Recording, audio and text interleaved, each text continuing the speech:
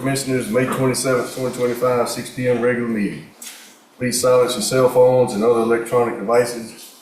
Ask that you please stand for the invocation of Mr. Bruce Brown, Grace Family Church in Manchester, followed by the pledge to the flag. Thank you for inviting me. Thank you. We appreciate you. Let's just go to the Lord in prayer. Father, we come before you in the name of the Lord Jesus. We come here to ask you for wisdom tonight for our leaders to take care of our county.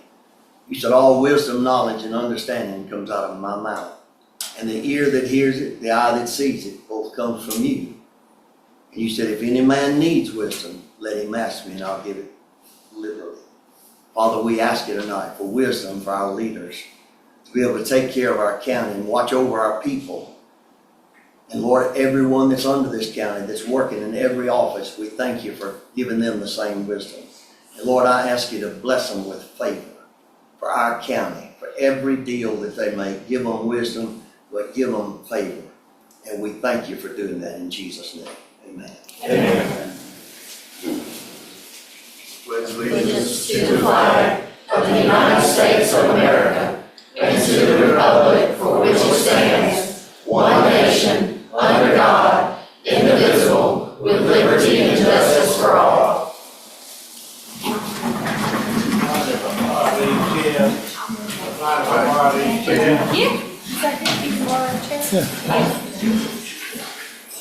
All right, the next item we have is to adopt the agenda. Anyone had a chance to review the agenda? Is any amendments need to be made? Mr. Chairman, we need to add 2 items under new business number 9, airport lighting grant.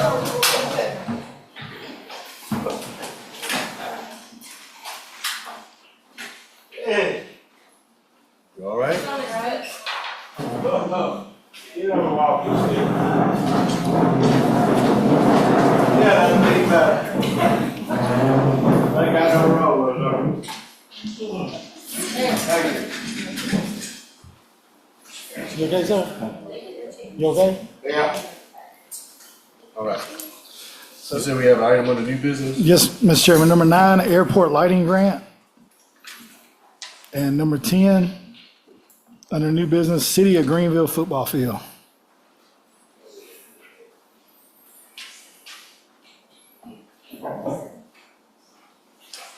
Okay. Any other changes to the agenda? No, sir, Mr. Chairman. We have a motion to accept the agenda? So moved. Second. All right. A motion and a second, all in favor? Next item is presentations. I see we have 2 presentations today. First one is Mr. Ricardo Samper, Coweta Judicial Circuit Public Defender.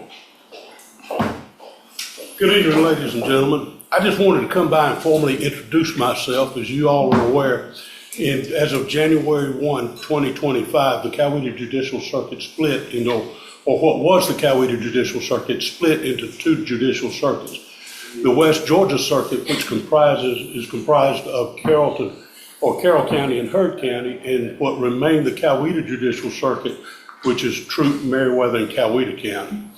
As of January 1, I was appointed to be the Circuit Public Defender, which is the person that runs all 3 of those counties.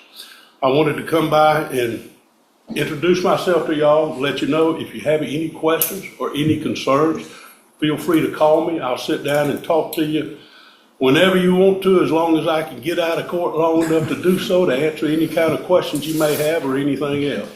And I appreciate this few minutes to be able to introduce myself to you. Thank you. Thank you.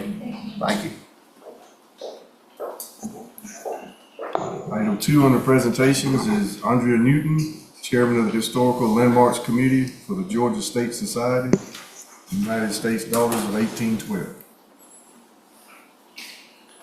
Hi there. I'm Elaine Thames. I'm the You can pull president. it down if you need to. I'm the president of the State of Georgia Society, United States Daughters of 1812, and we thank you for this opportunity to come before you now. We want to share a little bit about an initiative which actually started back in 1947 and has just kind of been forgotten about, and we're trying to follow through on that. It was started right after the World War II to place historical markers at county courthouses that were named for men who gave service during the War of 1812. And the War of 1812 was a very short war, 1812 to 1815. So it expands a longer period, and Andrea's going to tell you a little bit about that. And the part is that they had to give service, not just fight in the war. And you have a wonderful person here, David Merriweather, who did just that. And his resume is quite lengthy and well-deserving of a marker that we would like to provide. I'll let our marking chair take over. Good evening. Part of the goal for the Daughters of 1812 is to recognize men who not only served as soldiers in the military, but they also provided public service to the country. We would like to honor General David Merriweather for his service. He served valiantly during the American Revolution, but he also served the community here in Georgia after the Revolution. He moved to he moved to Wilkes County, Georgia in 1785 after the war with his spouse. He served as the Wilkes County tax collector in 1794. He was commissioned as the Brigadier General in the Georgia Militia in 1797. He served in the Georgia House of Representatives as the Speaker of the House from 1797 to 1800. He also served in the 7th, 8th, and 9th United States Congress as a representative of Georgia. He also, after he finished his terms in Congress, served as an Indian commissioner negotiating treaties with the Indians, multiple tribes, Creek, Cherokee, Choctaw. So we would like to honor him by placing a historic marker on the square for his service that he provided during this period of time. The Georgia State Society would pay for the cost of the marker to be placed. I actually have a picture of a marker that we placed in Noonan, if I can pass it around. We recently placed a marker in Noonan at the Veterans Park to honor Colonel Daniel Noonan. The marker that we would like to place will be very similar in size to that. The marker size is 24 inches wide by 22 inches in height. It will be placed on a post. It's a 7-foot post that we would ask to be placed in the ground. Like I said, the state society will cover the cost of the marker, so the county is not obligated for any of that. So we appreciate you guys letting us take the time tonight to tell you what we would like to do in order to honor General David Merriweather. Do you have any questions at this point about the project? Okay. We would ask, if you guys allow us to do this, if we could have the assistance of the Public Works Department in installing the marker at the courthouse. It would just involve digging us a nice little deep hole and putting it into concrete a few days before the ceremony. We haven't actually figured or decided on a date for the actual ceremony. We're looking at probably end of October if we can get all the stars to line up and get all of the approvals that we need, because once we get permission from you as the property owner, we then have to go through our national society and submit a packet of information and get approval from them and then continue along the process. I think it's great. Thank you, Mr. King. Appreciate all the work y'all put into it. Thank you. He's actually a very interesting fellow, so he deserves the honor to be recognized. And one additional thing is we have to have a letter from you all saying that you agreed to this, and we'll be glad to help work with you on the letter. And I don't know if y'all are, if y'all done this or if you even thought about it, but recent search, I see what they're doing on cemetery sites and stuff now, where people can just scan it. If you had it on that sign right there where they could just scan it, and then it shows photos, it tells everything, it's really neat. Are you referring to a UPC code Yes. type thing? Like you do it on grave sites down, you go up, you see a cemetery there, and a grave site, and you just scan it, and then right there before you, it shows you the different pictures of the person, their life, and so forth. That would be fantastic to get a lot of quick information. However, our National Society has suggested that they don't want us to put those on markers because the technology years from now may change, and you may not be able to scan those QR codes just based on whatever technology comes 100 years from now. This is true. But we have thought about that and thought that that would be a great idea to access photos and additional information that we cannot fit on a marker. But that's a great idea, Mr. King. But yes, and I've given Mr. Gorton a sample letter in case the board decides that we can get this project rolling. But if Mr. Gorton, if you need any additional information for a potential letter, you can just let me know. Yes, ma'am. It's on the agenda for the board to take action. Are there any other questions? Okay. Do we need to stick around for that later, or? No, ma'am. Okay. It's pretty much, just like you stated, you'd like to put a marker, and then I get with you and find out what all we need to Okay. address in the letter. I will make you my point of contact if that's okay with the Yes, ma'am. commissioners. All right, thank you for your time. Thank you. Yes, thank you so much. Okay. Next item is the finance report. Commissioners, in front of you, you're going to see the bank balances that were ran today a little after 4 o'clock. Overall, all of our bank balances are steady. No really flips and change. Everything's holding well. The interest accruals will update during the next meeting for the new month's accruals. If you jump down to the fire district, we did move some money out of the fire district to replenish our general fund. It was $350,000. We also created a new account, Lake Meriwether. In that account, you'll see it's a little over $112,000. That's where the firework donations are already going and will continue to go for that account. If you flip over to the tipping fees, that'll update quarterly, so that's the same. The loss and T-SPLOS, I ran those balances for you below. When you flip over, you'll see the commitments broken out between your SPLOS and your T-SPLOS. For the SPLOS, you'll see the jail plumbing is still an item, as well as the culverts for public works. We did add a new commitment item for the T-SPLOS, the hot asphalt machine. And if you look down, the 2020 SPLOS balance remains a little over $768,000, and our T-SPLOS for 2020 remains a little over $362,000. And then the last items you'll see are our LRA monies, which are completely allocated, and we have those listed out for you. If anybody has any questions, just let me know, but overall, everything is doing well, holding steady. Did we ever finalize the audit that I think John started on? Where are we at with the audit and with the landfill and waste management, or whoever's out there, and do they owe us more money or not, and so forth? I was going to bring that up on the department heads. What's that? I was going to bring it up next on the department heads. You do that. Thank you. Thank you. Any questions, other questions about the finance report? Next item is department heads. So to answer your question, Commissioner King, on finance, I just got an email from the auditors today. They are finalizing the financial statements. I got to answer 2 or 3 questions, and they'll be good to go to send everything through to the press to get printed. Once I have the finalized document, I can submit the RLGF so we can get the LRA money that's on hold. That won't take but probably a week or so once Allison hits resubmit and everything's done. The landfill audit has been completed. What is in there is based off of what comes through the landfill is what we get paid. So that contract is stipulated in there. We have reviewed it. We're getting what we're supposed to get on the audit for the landfill. So everything's looking good on finance from the audit perspective to finish up FY '24.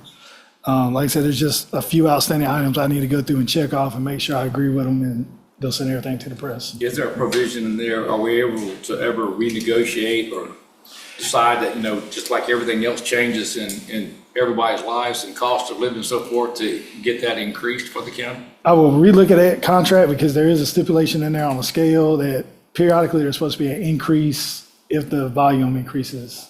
And we just got one just a few months ago. I think it was a 2 or 3% increase. Okay. So I will double check that to see if there's any renegotiation period or if it's set in stone for X amount of years. Thank you, sir. I can assure you it is set in stone. I would think that would be the case. We also have Recreation and Public Works. I know I need to give an update. So whatever gentlemen want to step up first.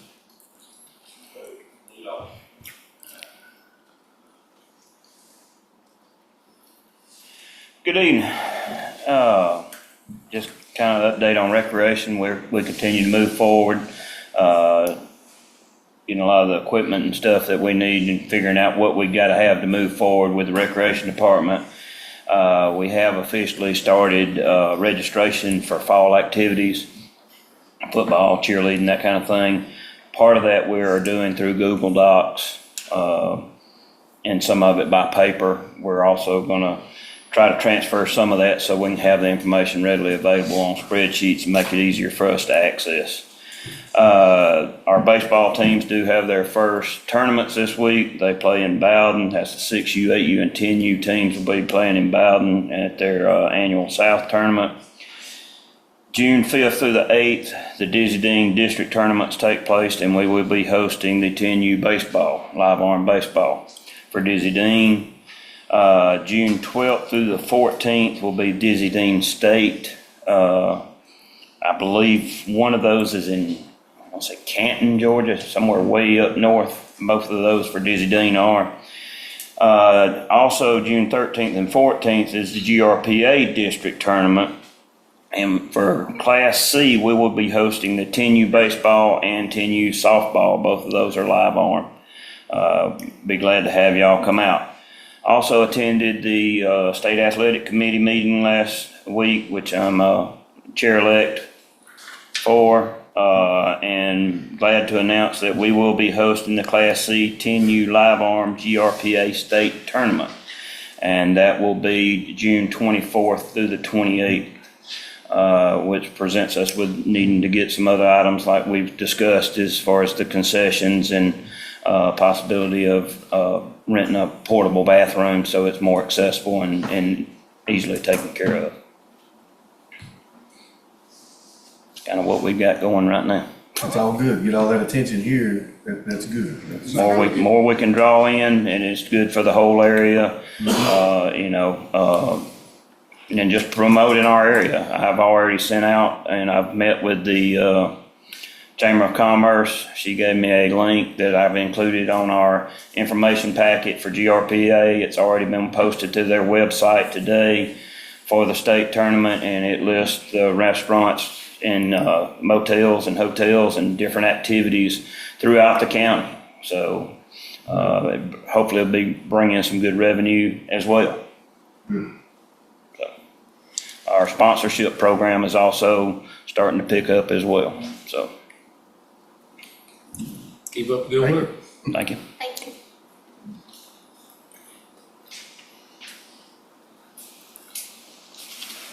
Good evening. So we got a couple things going on in Public Works. Our first tire grant project is just about complete. We just have to top the last layer. It was done on Rocky Mount Road, and despite all this rain that we're having, it's holding up very well. I'm pretty pleased with it so far. Second, we got a demo coming with some widening, asphalt widening equipment, and we're asking for the commissioner's help to pick a location. Keep in mind that we're only going to have it for a day or two, so scale of project is important. You don't want to start on a Appleton Road, work 2 days and then stop, because then the calls are never going to stop about when we're going to finish. So keep that in mind. But What about how many feet do you think we need to be thinking about? it's really loads, how many loads of asphalt we can get down in a day. If we don't lease any trucks, you're probably talking 6 loads of asphalt, and there's going to be 1,000 feet per load. If we lease trucks, we can do some more. That's discretionary, on y'all's discretion. So roughly a mile, give or take, probably, if we don't reach. It's a realistic goal. Yeah. Okay. And while we're borrowing it, I'd like to lease as many as I can. And go as far as we can naturally. So that was going to be this week, but with the weather, we rescheduled that demo, so that gives us some time to come up with the location that we want it to be seen, obviously, but we also want to be cognizant of being able to finish that project in a day or two. So the roads report that we have and we all reviewed, will it give the proper data for you to be able to do that? No, that's just the road surface. So we're going to widen the road. So we'll be taking a motor grader blade and gouging out the shoulder and rolling that dirt back and then filling that shoulder with asphalt. Okay. It'd be about 1 foot wide If you do both sides, it'll add 2 feet to your road surface, which is desperately needed on most of our roads in the county. You know when they're coming with a demo? We haven't rescheduled yet, but just weather varying more than anything. Like I said, I don't want to bring it down here and then it park in a lot for 2 days and they come and get it before we get a chance to use it. That's about it for right now, kind of the updates. So what would a load of asphalt cost? And the rental trucks, if we're gonna rent a truck and get a load of asphalt, what are we looking at to try and maximize that per load? Per load. Your trucks are gonna run about $100 an hour. That's kind of the normal rate around here. 2 days, $1,600 for one truck, 2 days. Yeah, so you're at, load of asphalt's $1,400. So with the truck, you're talking $1,550 roughly a load. Our trucks, of course, you save that money in trucking, and we can run all 3 of the ones we have. So if you list 3 trucks, you're probably gonna get 3 loads a day. So you're talking $4,500 per truck per day in asphalt and lease trucking. So you're at 14,000 plus the 1,300 per our truckload, which will make it another. You said 6, so it'd be Yeah. another Yeah. 7,800, so we're talking about $20,000 to $25,000 total. Okay. Of material and trucking with the equipment being free. Okay. We need to figure out a spot and then we can narrow it down. Yeah. Yeah, and that's, whether we lease trucks, not lease trucks, it just depends on the area that we're trying to cover in those day or 2. But you're talking about doing this next week? Hopefully, weather varying. So we need a spot pretty fast. Okay. Gonna have it, what, 2 days? Yes, hopefully. So you can get about 12,000 feet. That's ideally. That's if the plant don't break down and trucks don't break down and, in the So perfect you're not world. gonna get but about 1.25 miles. So. Yeah. So 12,000. So if you put it in terms like that, you want to pick a road that's a half mile long so you can do both sides and have a complete project. That's kind of where my mind was, instead of just doing one side. Find one that's half, 6/10 of a mile long so you can do both sides. You don't want to spend a whole lot of time moving around, like doing a radius here and a radius there and a radius. You're just not going to get anything really accomplished that way. So can you and John get together and figure out what roads fall Yes, sir. under that guideline, and then we decide which one we want to do? Oh, yeah. We don't know what's 46 Yeah. miles. Sure. We- Yeah, I can give you some candidates and like I said, I try to shake it down as fair as I can, but Oh, that's good. That's definitely something we need to do, if we can take advantage of free equipment. yes, we can. absolutely. We'll send a list out before the end of the next couple of days. Okay. Yeah, I'll have you some compile. I can get it to Alice in the next couple of days. And it looks like T-Splosh, if we need to, we can use the funds from there since it's directly going onto the road. Okay. Any other updates? No, sir. Y'all got any questions for me? No, sir. Thank you. Thank you. Any other department heads? Good. Not that I'm aware of, Mr. Chairman. So we do not have citizen comments. No, sir. Okay, so the next item is the minutes from May 5th, 2025 regular meeting at 6 PM. One change on those minutes that Vice Chairman Collins caught, on page 12 of your packet, should be $3.25 a gallon, not 325. That's a big. Yeah, need a period there. But I'll take care of that and correct that. That's the only revision that we need. I'll make a motion to accept the minutes. Second. All in favor? Motion passed. Okay, next item is public hearing. First public hearing is case number P25-003. Request from Jacob Clare for the special use of parcel 172-073-001-507. It's 507 Dan Road, Woodbury, proposed use of a 5-space RV campsite.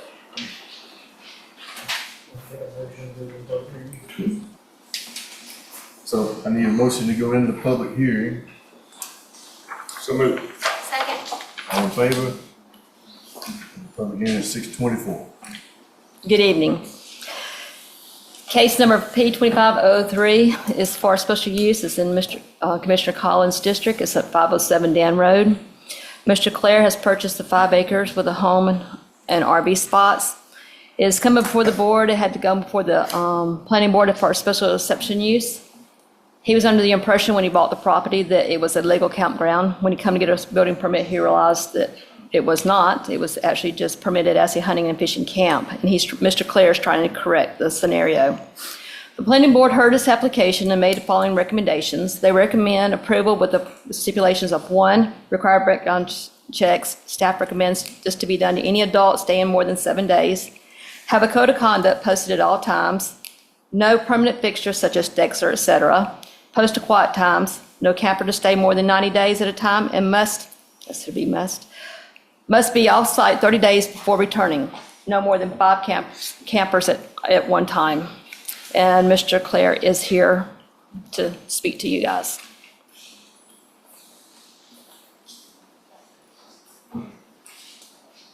Evening, ladies and gentlemen. Sure, before y'all start taking the pros and the cons, why don't, your ordinance allows for 10 to 20 minutes, or maybe, and I know there's a number of names on the sheet that was passed up a second ago, so it may be good to go ahead and set the total time that you're planning to go for, and I will remind you, you do have the ability to suspend your rules and vote on a different time if you, at the request of either party, if they run out, but you'd have to get the equal time both sides. So we can set the public hearing to 18 minutes. There's 6 people signed up to speak, 3 minutes apiece. Unless you guys want to concede your time to one person. And if we need more, we'll adjust that later. Why don't we take a motion just to set? Yeah, it has to be 18 voted on. minutes? So that was in the form of a motion. Second. All in favor? Okay. So when you come up to speak, please state your name and address, and whether you're in favor or opposed. Good evening, ladies and gentlemen. My name is Jacob Clare, property owner of 507 Dan Road. Just want to introduce myself to the board, let you all know I'm here to answer any questions, comments, concerns.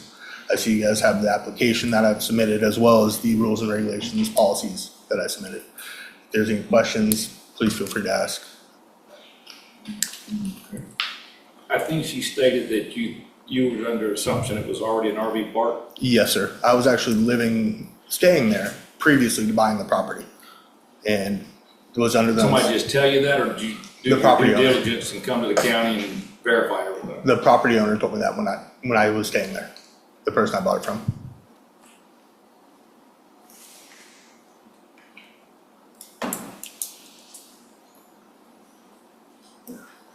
Okay. Any other questions for Mr. Clare?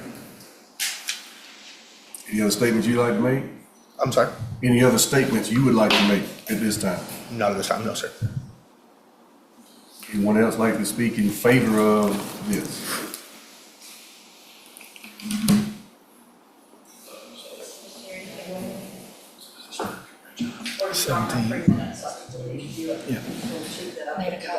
Are you for it or against it? Well, I'll let you know. Well, But I'm not, we have to I'm not go in. bitterly- I'm not bitterly opposed to it. I just want to bring these points up because I own the property across. Well, we have to go in order of all in favor of and then all I'm opposed. basically in favor Okay. unless these things aren't acknowledged. When you get there, when you get to the podium, please state your name and address.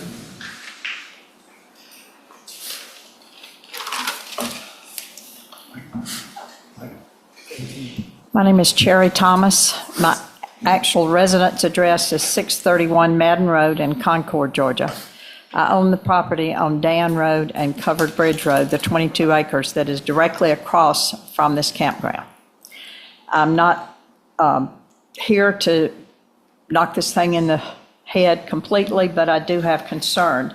Now, this morning I received something that I had not been able to attain before, which I have just learned is his rules and regulations that I guess he gave you. Do you all have a copy of this? Yes, ma'am. Okay. Some of it, I had already prepared this before I got this, so I want to go over this anyway because I have some finer tuned points that I would like to ask you to consider. I I say this because I own the property at the covered bridge, and I had numerous problems with people who invaded the property, up to the point of my son sitting in a deer stand with a high-powered rifle on a deer, and 2 children appear under his stand. Those things, I had to put a stop to it because it was dangerous. So I want to make sure that there are no loopholes allowed for campers to move within the campsite or to return before the 90 days. An example is to move to another site or move and return immediately under another name at another site. I did a lot of research on this with people who work for companies who have actually had campers in these different campsites. And over the times, the owners of the campsites have revised their rules and regulations to amend some of these problems. But if we could head it off ahead of time, that would be nice. Thorough background checks of all adult inhabitants, including citizenship, criminal records, and sex offender. Limit the number of adults and children per camper with provisions for immediate family vacationers short term. I was told that this at this time is mostly contractors who are staying in these campers during their working jobs. I think right now he said they were in Peachtree City. But we all know contractors consist of a lot of different things, not necessarily all desirable for your area. Require application to include the year, make, model, length, and condition of the campers, Airstreams being the exception due to the fact that they hold their value. Many campers today are built cheap and deteriorate quickly. There have been instances where occupants did not pay and abandoned poor condition campers, thus creating issues of disposal for somebody. Limit the number of vehicles per camper at any given time, not the camper itself, but the vehicles that the people in the campers have. What is the stipulation for overflow parking and what is provided and how many can they have? Grounds maintenance stipulations. What provisions are required for garbage disposal other than just, I think in this I read that they tie it up in a garbage bag. Well, where does that go? Because with wildlife and everything else, that tends to get scattered. Dumpsters provided, picked up at least weekly. Require a copy of the application with the rates, and what are the provisions for those that are not paying? What happens if they just walk off and leave a camper? What does that turn into? Quiet time, I think that's mentioned in what I read this morning. I want to make sure there is a stipulation for required curfew for noise all days. And then safety is a big concern, not only for the campground, but as I explained for my issues at the covered bridge, but for the property of the surrounding owners. Most of that property around there, with the exception of the Jones family, is my family. I want to see no fire pits or open fire allowed in this 5-acre space there due to the fact of fires getting into other people's property. No dumping of coals from grills or any other fire hazards subject to spread fires to surrounding lands, and positively no encroachment on any surrounding property owner's land for any reason. Those are the exceptions or tweaks that I would like to make to what I read this morning. If that's the case and it can be that regulated or controlled, then I would not be totally opposed to it. Thank you for your time.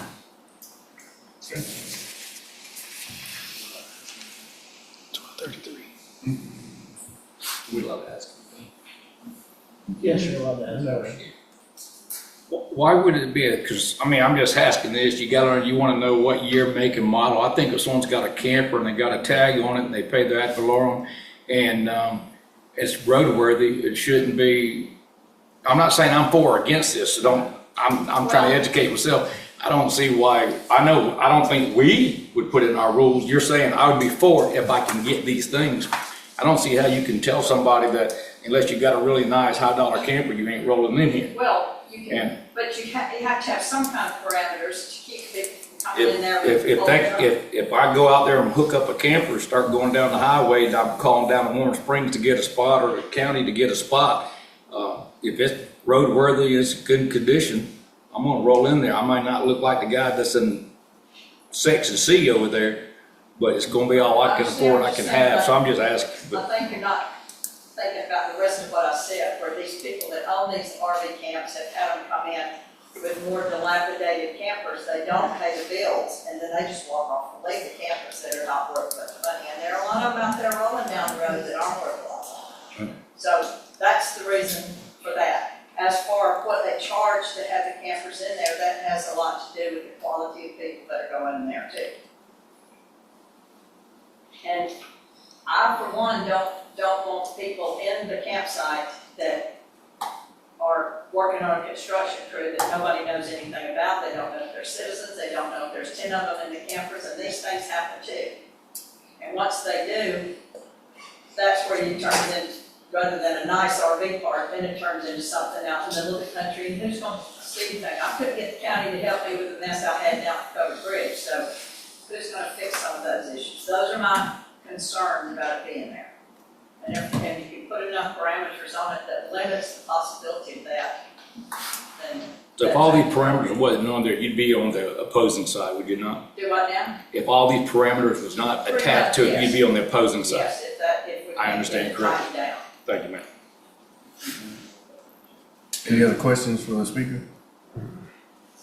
Anyone else like to speak in favor of this?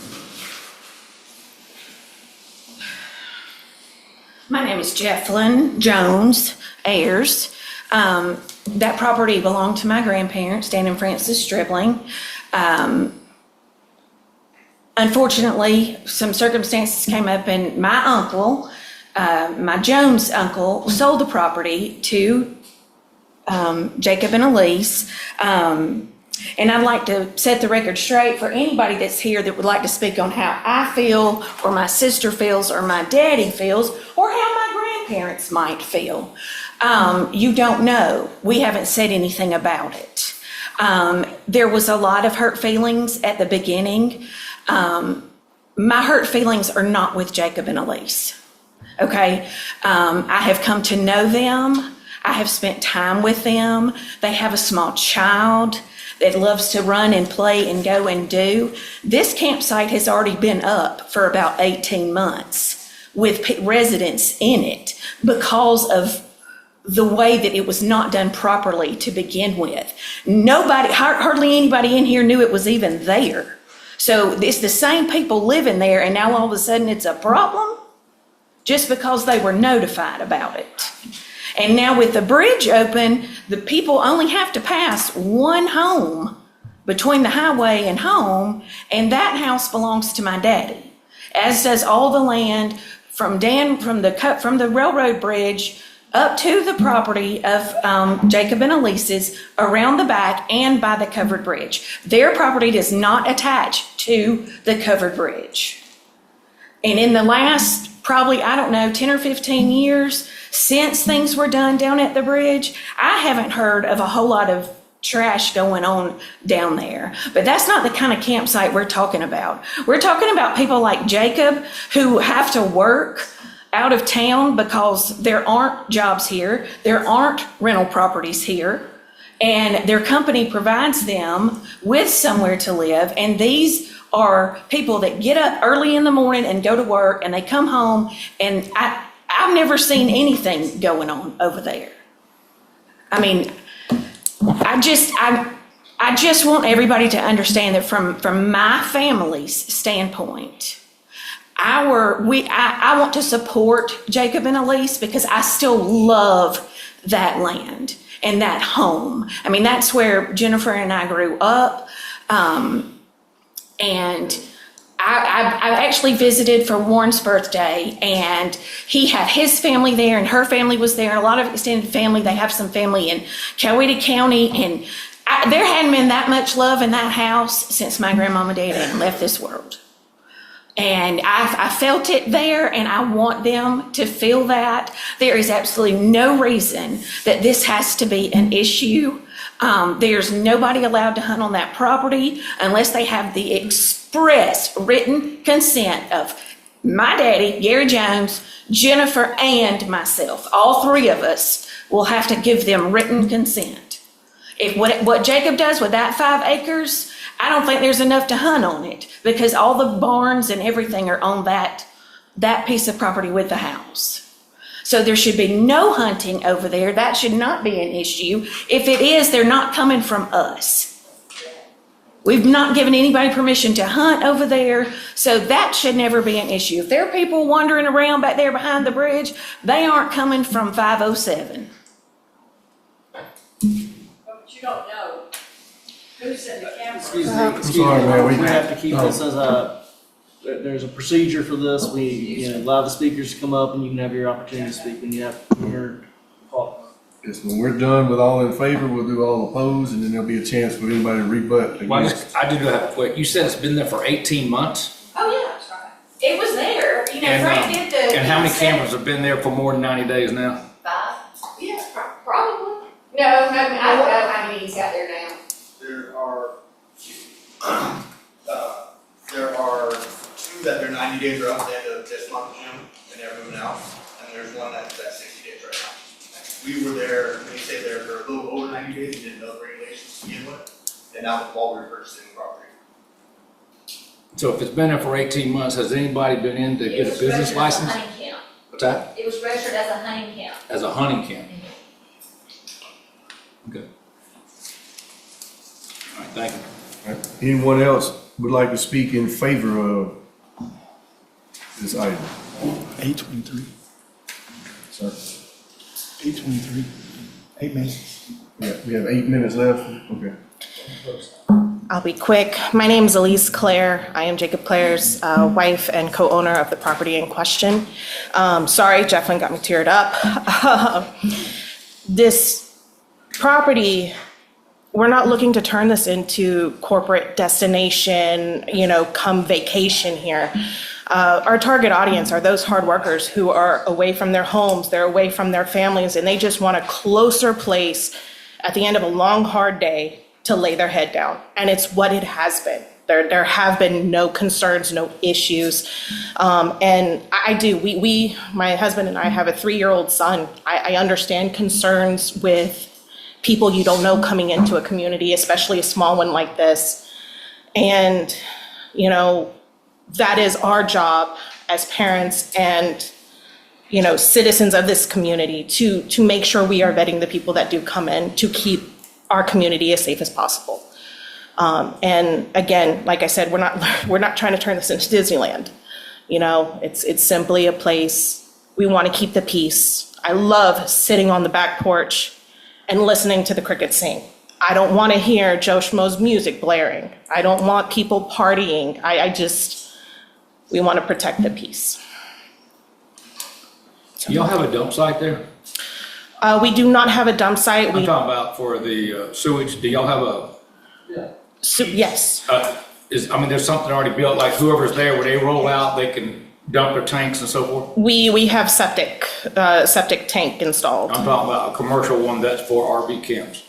Yes. Sorry, my husband's a little more educated on That's been that. installed for how long? Yes, sir, that actually has been installed for a little over 18 months. It was just upgraded for Meriwether County Health Department and has been approved to add an additional 200 feet of field. That's what I was gonna ask you, if the health department's been out there or not. And 1,500 gallon tank. Thank you. Anyone else would like to speak in favor of this item? How many minutes we have left? 6:18. 6 minutes.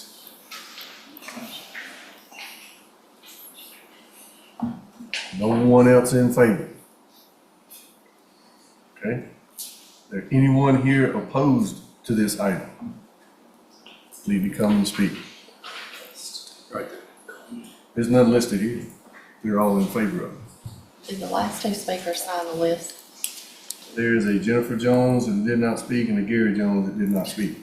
That's okay. I just need the speakers to sign the list before they leave. They did. I did sign it. Okay, you did? Okay, so there's no one there opposed? Well, Yeah. that's all raised. Opposed. Yeah. Since those who are opposed, no one signed the list, if you would raise your hand so the chair can see. Raise your hand so the If you're chair can see. opposed. Oh, opposed.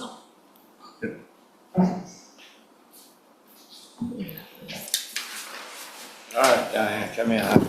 Can't see nor hear y'all. Please state your name and address. All right, I'm gonna let her do the talking tonight.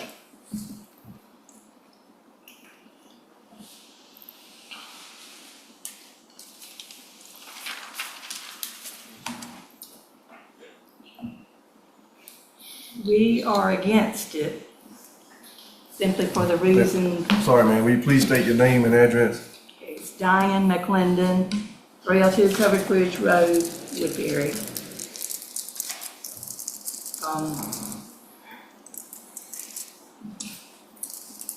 We were opposed to the way that it was kind of brought in. The bridge was being constructed on that road, and so we didn't never go around that way hardly ever. And it was like, I know the lady said that there was a permit from 2018. We never saw anything over there from 2018 till last year when this was put in.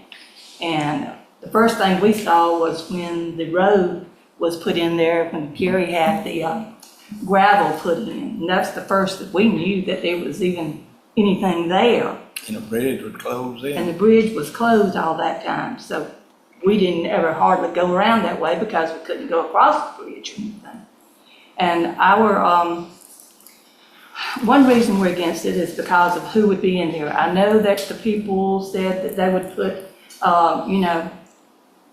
do credit checks or whatever, checks on the people. But there's an awful lot of, if you're going back and forth, if you're doing this temporary, that's going to be a lot of people in and out that you're going to have to do background checks on and everything. So, plus now Sherry brought up something that I mentioned at the last meeting was that, yes, when you put these trailers in there, what's to say that they can have 10, 12, 15 people in them? I know of some that have had that, especially when temporary workers and things, they could be piling people in there. And that's one of the things that we're against too on that. Plus now, if they're gonna have it, then they need to control all of the noise and all that other too. And I know that Jeff and them said that, yes, there wouldn't be any hunting in there, but who's to say what they're gonna do when they're in there? We can't ride by there and go every day and check on, see what they're doing. Are Jacob and his wife gonna do that? Are they gonna check every person that's in there and see what they're doing every time? Whether they're over in some of the other land and hunting where they're not supposed to be? And that's our concerns. And the next question too is on that. It is, nowhere if Jeff and them say it's not gonna be any hunting in there. Why is it under a hunting permit to get it in? Well, that was previous. Previously, it was listed as a Can't hunting. hear you, so He I'm said sorry. previously there was listed that way. Previously, That's right. not what they're asking for today. That's right, and that's why we are saying what we're doing. Okay. Against it. Anything else? Not yet. Did both of your names get written down on your sheet of paper? Yes. Okay, and what was your name, sir, for the record? John H. McLendon. Same address as this one? The 302 Covered Bridge Road. Thank you.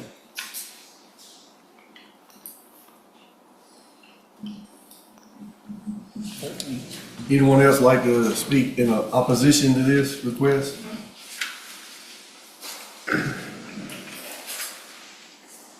Okay. I got a question for Cassandra, if you don't mind. Couple of questions. One, how many RV places like this are in the county now? We have one in Gold Mine and Ramsey's. What's that? The one in Gold Mine, Mr. Hubert Crawford's, that was approved a couple of years ago. It's a larger scale one. And we have Ramsey's, which is on the southern end, Well, that one's been there for. which is a many, larger many, scale many, one, many, right? many years, Which is a large years. scale one. Both of those are large scale ones. All right, and then I've never heard of that. Somebody mentioned it started off as a Deer hunting camp. Right. So Mr. Jones had registered several years as a hunting/fishing camp, which anyone that has a hunting camp where they bring campers in for hunting season or fishing season are supposed to register the campsites for 911 reasons, safety reasons. And this one here was actually listed as a hunting/fishing camp by Mr. Jones for several years. It didn't get caught until recently when Mr. Claire had bought it, that it was actually being advertised and used as a campground. I know, so what's the provisions as far as, they don't have to come in and get a special use if somebody all of a sudden wants to have, let's say my property, I decide I want to have A hunting 10 camp. camper hookups out there, so guys coming in to hunt, Joe Kerrs can set their camper and stuff up. I come in and tell you it's for hunting and there's no guidelines. Right now, the hunting camp, the hunting regulation ordinance, all it states is that it has to be temporary power Has to be temporary, on the hunting, right? like during hunting season only, or? Yes, it has to be temporary power. It can't have permanent power. It means it can't have, it's not supposed, the camper's supposed to come and during whatever season they're there for. That's the only thing in the ordinance. 23 of your, I think I put a copy of that in your packet as well. I was just mainly concerned how the Right, hunting, fishing campsites evolved here. It's kind of vague. Years have been around, so. Right, it's a little vague on that. Who sets the occupancy limits? I'm sorry, Who sets the occupancy limits? the, per camper? No, per area, per camping ground. If you have 5, then what is the occupancy It limit? depends, because campers are, like, my camper has a stipulation of how many people can be in that camper, so therefore it would have to, I guess, be based on the size of the campers they're in. Like So who sets those limits? I guess you guys could set them as stipulations. So we have nothing in place right now that sets a limit on that. No, because it would be based on camper size, like my 42-foot can hold 12. No, but when you have a certain area. Right. And you are limited Right. to certain amounts. Right, I of- see what you're saying. On there, Right. then there needs to be a set Right. occupancy. And that could be, I guess, one of your stipulations, I yeah. understand campers, the same. I see what you're saying, yes. But there's not anything in the ordinance that states that. Okay. Our ordinance also states the footprint of the campsite, the type of material that the camper has to sit on and the containment of that material. Is that correct? The gravel, correct. And then how it's structured and contained. Yes, it should be, I think it's railroad ties, or is it? I didn't see having a copy of what our ordinance was. I see what his I think, rules are, but I don't see what. I thought I put a copy of the ordinance.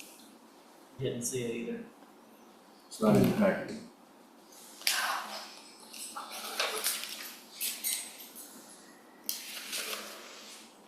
Yes, sir. The ordinance is founded by natural testing. Natural testing. So railroad ties, tree trunks, telephone poles.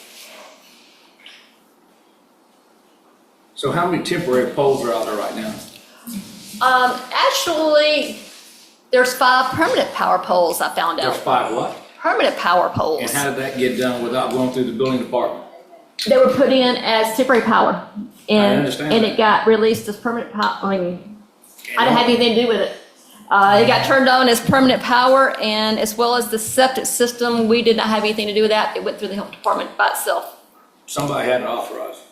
not from my department. I deal with temporary poles all the time. To go from temporary to Right. permanent, you gotta have the building You can make department that come out, you gotta do an inspection, and then the power company won't even come give you permanent power until you, from the building department, send that piece of paper over. That was all done prior to my purchase of the property. Oh, I don't doubt that. Okay. I'm trying to find out, how did it become Yeah. permanent? If I showed you my just system. you just stated that this was a fishing camping, started off Right, as and a I fishing showed it as a campsite, temporary power. which I just read page 23, like the council asked me to look at. It states on there that it shall be temporary power, check annually. Okay, so I want to know how many temporary out there, when's the last time it's been inspected, but now it's all permanent. So I would like to see myself how that became permanent. How did that slip through in the last 18 months? Because I've been here for almost 3 years, And I thought we were moving ahead and getting things done, where we're all on the same page and all doing things according to the rules and guidelines. Right. And it's not your problem, but I want to know how it became permanent. Because you've been here for 18 months. Right, and I'd have to do some research on that because I do not recall it being released. Well, I'd like you to reach out to the fire company and find out how it got done, please.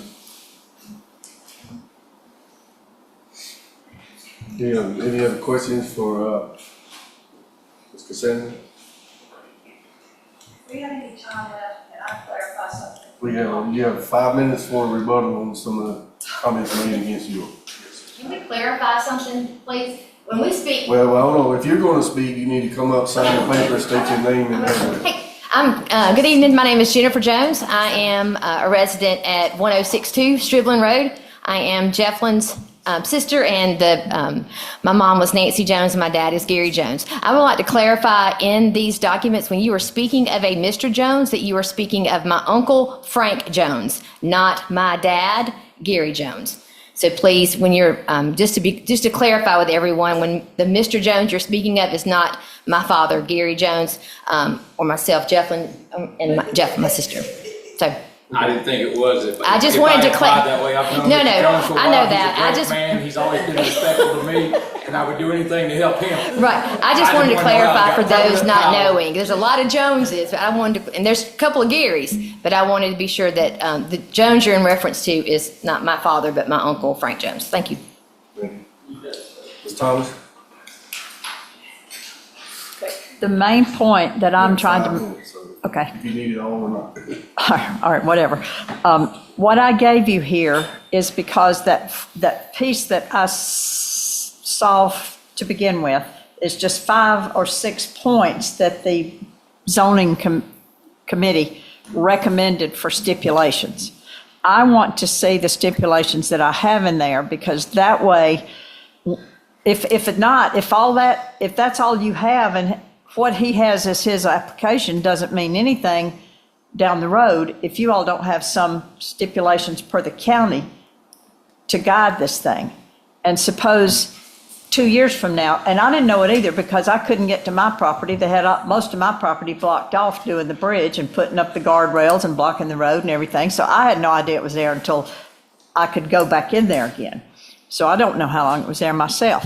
But if they come in there, and it has happened in numerous places, that all of a sudden you've got a camper that's 30 feet long and you've got 12 migrant workers in it staying 90 days. I don't want that. So if it's a campground, even if it's a contractor person, and several of the people I talked to with different companies, they have a camper for each worker. So there's one worker per camper.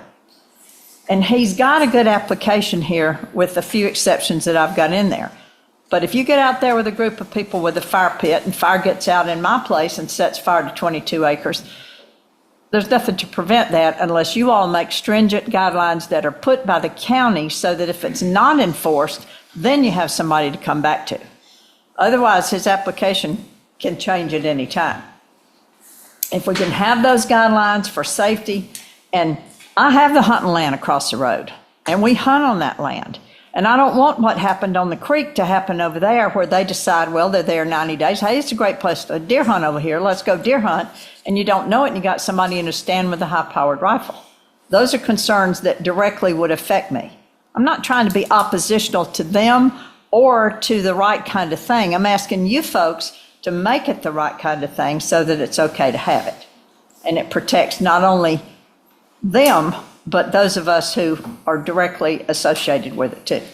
And it was not put in right. There's not that much hunting land there. I don't know how it got in that way to start with. So, and we didn't know it because you didn't go in that way because of the bridge.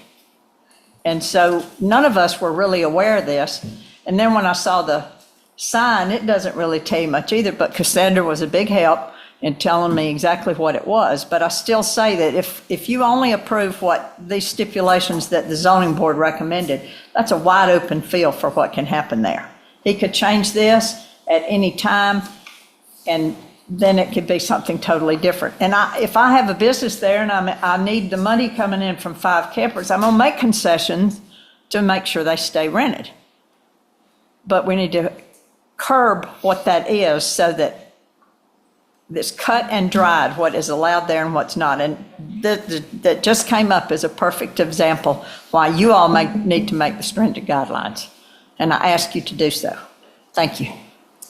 I'm not sure, I'm sure council will advise us on that, but you're saying if we didn't apply all those stipulations, but to me, a lot of those stipulations is very strong profiling, and I would be involved with none of that, saying that this person can't stay, and this person can't stay, and immigrants can't stay, and asking for background checks. I can make a reservation to go to a hotel in Perry, Georgia tonight. They're not running a background check on nobody that makes reservations. You're either an RV park or you're not an RV park. But I don't see myself how we as a county is going to police and regulate it and go, we want a background check on everybody.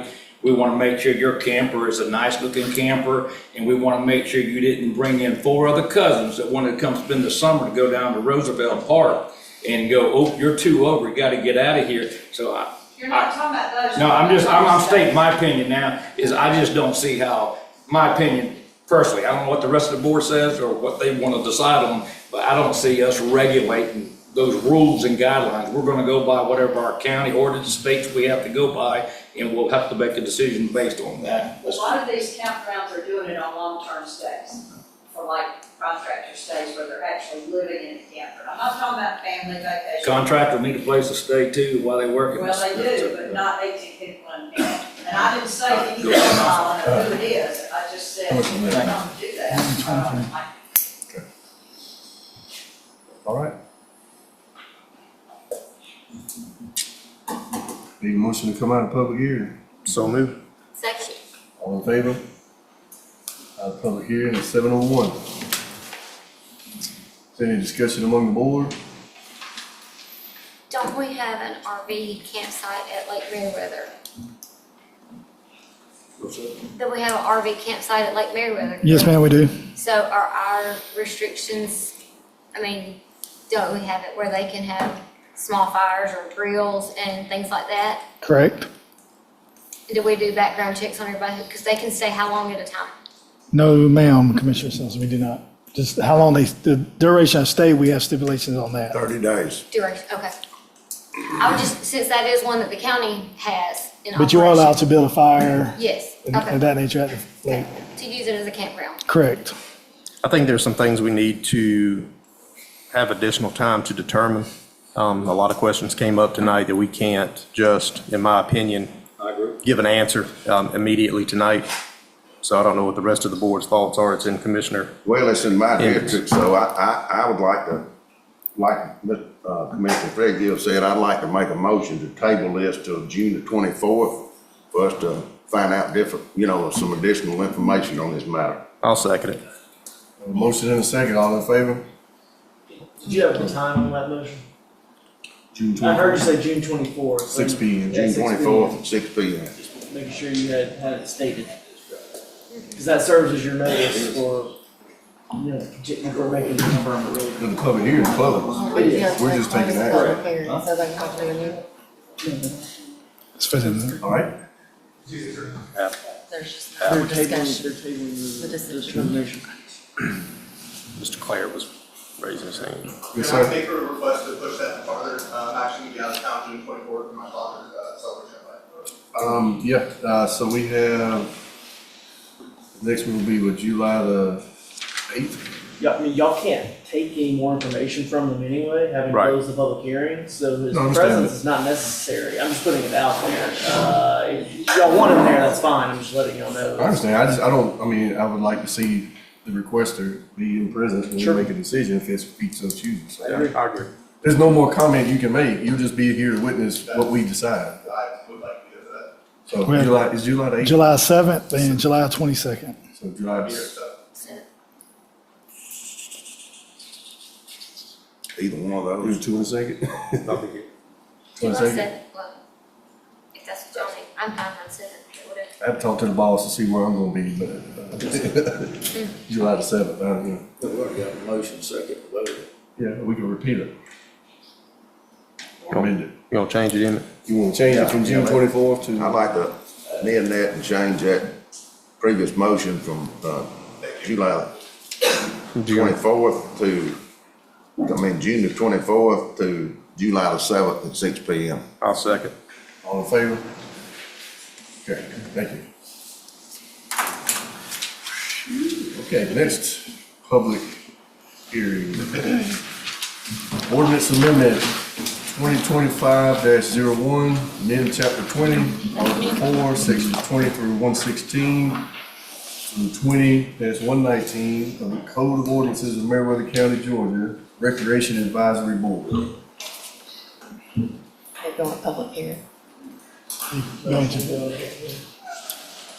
a motion to go into public hearing? So moved. Second. All in favor?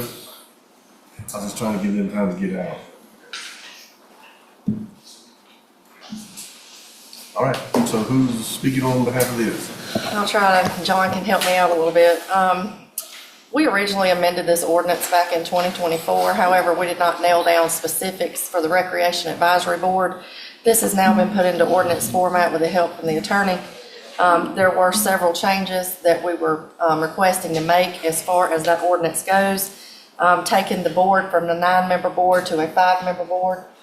Also, making sure that the board has 2 of the appointments to the advisory board shall serve a 1-year term to office to effectuate a staggered term.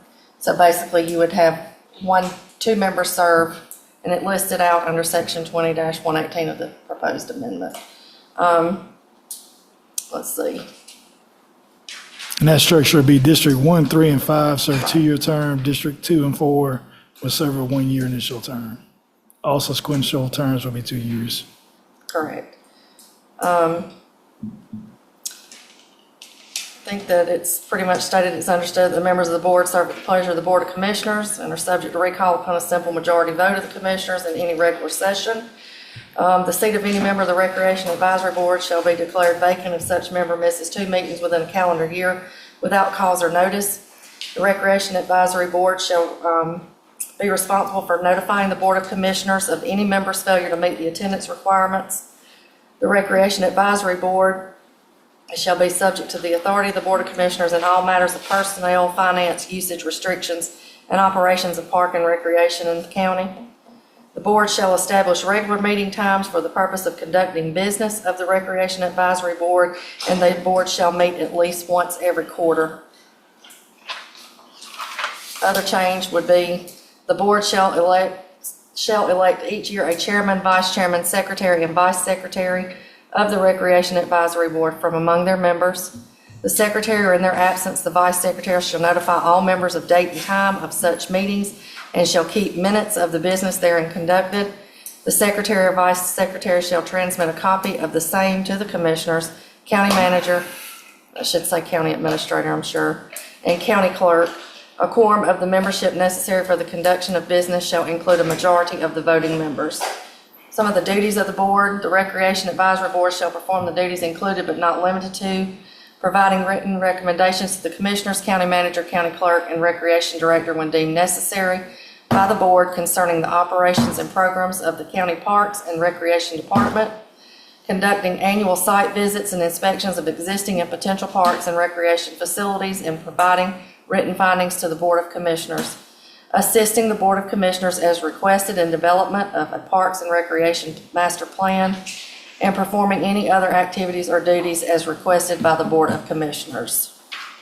So that just narrows down some of the actual specifics of that ordinance amendment.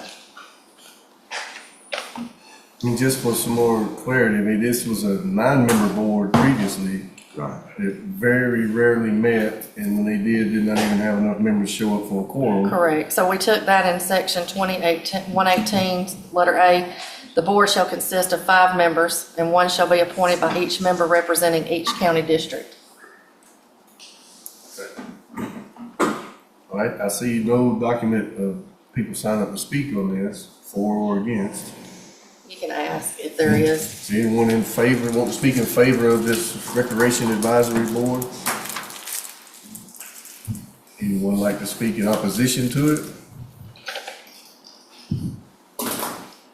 Any other discussion among the staff or the board? Mr. Chair, I'd just like to point out, if this is approved by the board, we need to make the changes from county manager to county administrator. Correct. Okay. Here's no conversation, can I get a motion to go out of public hearing? So moved. Second. All in favor? Out of public hearing at 7:09. Anyone have any recommendations on this item? Did we just go over number 4? No. We're on number 2. Anybody from the board have, like to make a motion or? I'd like to make a motion to approve the ordinance number 2025-01 as presented. With the one suggested amendment. From county manager to county manager. Change county manager to county administrator. Yeah, change county. Where stated in manager to document. county administrator. Okay, I'll second. all in favor? Okay. Next item is number. And when will each one of us Yes. be appointed Yes. somebody? I will put that on probably the next agenda on So we June the should start 9th. looking for somebody that would be Correct. an asset to the county from our district. Correct. Next public hearing item number 3, ordinance amendment 2025-02, change of official zoning ordinance, Article 10, manufactured homes, section 10.2, subset C, new statutes prohibit counties from regulating the age of a manufactured home. Have a motion to go into public hearing. So moved. Second. All in favor? Public hearing, let's settle that. This ordinance actually went into effect last July. This is where we have in our ordinance under section 10.2 manufactured homes, section C1. And all I'm doing is asking you that you strike the C1 where it says that all manufactured homes located in Meriwether County shall be no more than 10 years of age at the time of placement in the county, and move the numbers down, keeping our standards in place, which is the minimum house size, the roof pitch, and the exterior siding. This was passed by the General Assembly back in July of last year, not letting people be able to have older homes in the counties, but they have to meet standards with the ICC codes. So we're able to keep standards in place. We're just not able to put the age on the home anymore. So we're just trying to clean the ordinance to take that part off. So this is basically the law, we kind of have. Correct. Kind of like we was talking about a while ago on campus. If it's well taken care of, it meets codes and stuff, we should. I didn't know that we had something in place in an ordinance stating that it cannot be older than 10. Just the being able to transport that was the 10-year limit that was in our ordinance that I remember that was state regulated. At time of placement in county, it says no more than 10 years old at time of placement in county. Time of placement, yes. And that's because of the ability to transport on state highways. And that age limit was set by the state because you could not transport without special circumstances a mobile home older than 10 years old without special privilege. Yeah, and that got That's where changed. that came from. Yeah, It so wasn't that it was 10 years old. And that got changed. It came, yeah. right. So it was the transport part. Yeah, and that got changed because people, Oh, Lord. I guess, were But if able you put it to in there, upgrade. 9 years old, state of 50. Right. Well, I mean, the cost of that special transport is on the homeowner. It is. Not the county, so. So this is, the ordinance then is basically, is the age isn't the problem as long as the mobile home still. Still has to meet all of our standards. Up-to-date codes. Yes. And when I was doing research on it, didn't the state law change like 6 or 7 years ago saying that we couldn't have that in the wording anyway? And Right. they started that enforcing couldn't it July of continue. last year. Right. So the state had changed it where we were supposed to take that out. Michael, have you read all of it? This ordinance was drafted, the ordinance was given to me about 10 minutes before today, so I did not read it before today. I did read it though before we started our session. I did have one potential inconsistency that I noted off the bat, which was your new sub-item 1 says all manufactured homes must be located at an approved manufactured home space. Or an improved manufactured home park, but then your number 2 says for individual lots outside of a manufactured home park. So I don't know how those are consistent with one another. You can't build outside of a manufactured home park or home space is not defined, so I don't know what that means. But if you can't build outside of a manufactured home park, then how would you have an individual lot outside of a manufactured home park? I guess is the one note that I called. Well, it does say in an approved manufactured home space or in an Right, but approved that's not a home defined park. term, so I don't know what that means. I guess What it would be manufactured home code. space means, so. Yeah. If it's defined somewhere else, I mean, it'd be helpful, but I don't know if it's a defined term anywhere in our codes. I didn't change any of those wordings, I just bumped the numbers down, Right, so. so. That was already in the ordinance, so I. So it sounds like we've gotta take that first item one out and then review the proposed new item one and get clarification. Y'all can vote to amend your ordinance today and remove one, and then Cassandra can look at it further and see if any further amendments are needed, to our existing ordinance. I think I would feel better after you review it and make sure that it's, Because I think she's saying this ordinance exists on the books as is, except for you're striking old paragraph 1. That's it. So, I mean, it already exists this way, so she could bring back other amendments to it at a later date. She can You're define not home approving space. it, anything but removal of subsection 1. Because the only thing we're doing right now is redoing the ordinance so we comply with the state On guidelines the as far as the 10-year 10 years. That's all she's proposing. That's what this, right. Any other discussion? I'll make a motion that we adopt. We gotta go back. And did you You can ask make the motion to come out of the public. Anybody to I don't think speak anybody's before been you given the get. option to speak. Yeah. Does anybody like to speak in favor of or opposed to this item? Okay. We have a motion to come out of public hearing. so moved. Second. All in favor? Great. Okay, out at 7:16. So we have a motion from the board. I'll make a motion that we adopted the new ordinance to be complying with the state guidelines, and also to where Cassandra brings back an amendment to a couple of things that need to be adjusted. We'll approve it at that time. All right. I think all you need to do for tonight is move to amend section 10.2 of your zoning ordinances to remove subsection C1 and move all the numbers up. I'll Then make that if she motion. wants to bring another amendment to y'all, she can bring another amendment to y'all at a later date. Okay. That'd be my motion. Second. All in favor? Okay, thank you. Item 4 on the public hearings, ordinance amendment 2025-03, change of official zoning ordinance, Article 7, district lot and height standards easements. A motion to go in the public hearing? So moved. Second. All in favor?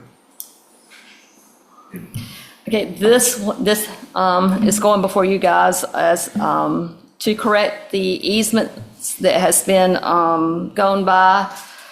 Legal has actually wrote this one up. So what you see in red is what legal wrote for the easements.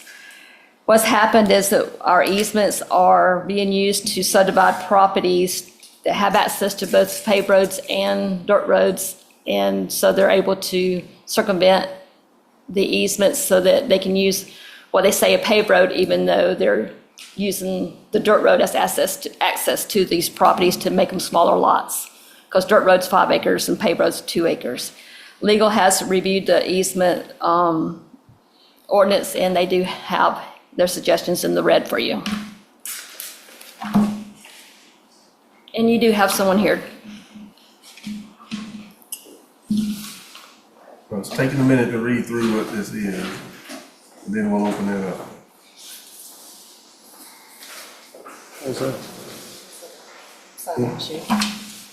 Oh, Okay. So, do we have anyone here that would like to speak in favor of this item?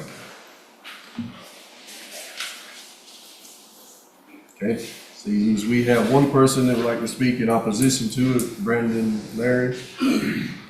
So, when you get there, please state your name and address, and Yes, sir. you have, Good evening. My name is Brandon Larry.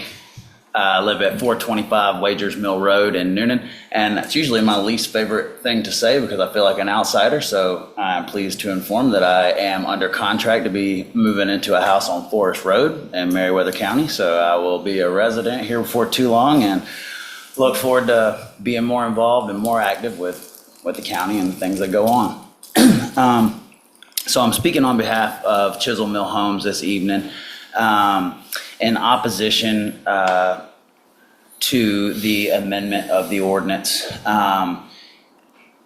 We, just to kind of start and paint a picture of the struggles that home builders go through. And I know that we don't get a lot of sympathy because everybody thinks, oh, you know, they want to come in here and build apartments and build small rentals and, you know, all kind of unfavorable things. But there is truly affordable housing shortage. And what we are doing, I have seen people that are my age and younger, people that I went to high school with that were younger than me, buy some of the houses that we're building for $350,000. You know, you're getting a really nice large house on 2 acres. And it's more, you know, to me, with that being such a large lot, you know, you can't afford that most places that you go. Like if you're looking for 2 acres and a house in Coweta, you're spending $450,000. So we love building in Meriwether County, and we hope that you vote no to amending this easement, you know, or to amending this ordinance to reduce the easements. But our biggest goal or hope is that we want to build a relationship with you guys, a good one, to where we can work together, you know, to be on the same page. And for instance, like I had a drone video I was going to show tonight of a easement community that we did in Sonoya several years ago, Corners Crossing. And it's a 16-foot gravel road, straight as an arrow, and it's got open ditch on the side, and it services 4 houses. I think Hurd and Coweta and other places do a thing called an ELA, which is an estate lot average. It could be 3 acres or 5 acres or whatever. And that's what the zoning was on this. But it's a really, really pretty community, like I said, with straight gravel road, houses coming off of it. We've got another one. I wish we had already started it where I could have talked about it more, but another proposed development like this off of Primrose Road. It has 1 access easement on the road, and it goes and services 3 houses there's 2 acres, 2.5 acres, and then there's a 3.5 acre in the back. And it's going to look really good. And so, you know, with this housing affordability and the price of land and interest rates and materials and all these things, we're fighting tooth and claw to put a product on the ground that the right people want and can afford. So the best way that I can, like I said, the main goal would be that you guys could work with us. And I know exactly what Ms. Cassandra is saying with her example that she provided, and I agree with her. You know, in this particular development, we were trying to bend the rules in a way, not really bend the rules, but we saw an area where it didn't clearly specify that it had to be a certain way, so we shot our shot. And in that preliminary review, she denied us and wrote comments on there. And to me, that's how it, you know, that's fair, and that's how the process should work. And we did another one that's not as cut and dry as a straight road with houses coming off of it at Herndon Hill, which we received preliminary plat on probably 8 months ago. And since then, we kind of agreed that, you know, this looks funky. Let's go with what, you know, we came and we tried to present the idea of an open ditch road, paved, open ditch, got 200-foot lot widths and plenty of pervious area to not need to worry about water drainage and watershed and all of those things.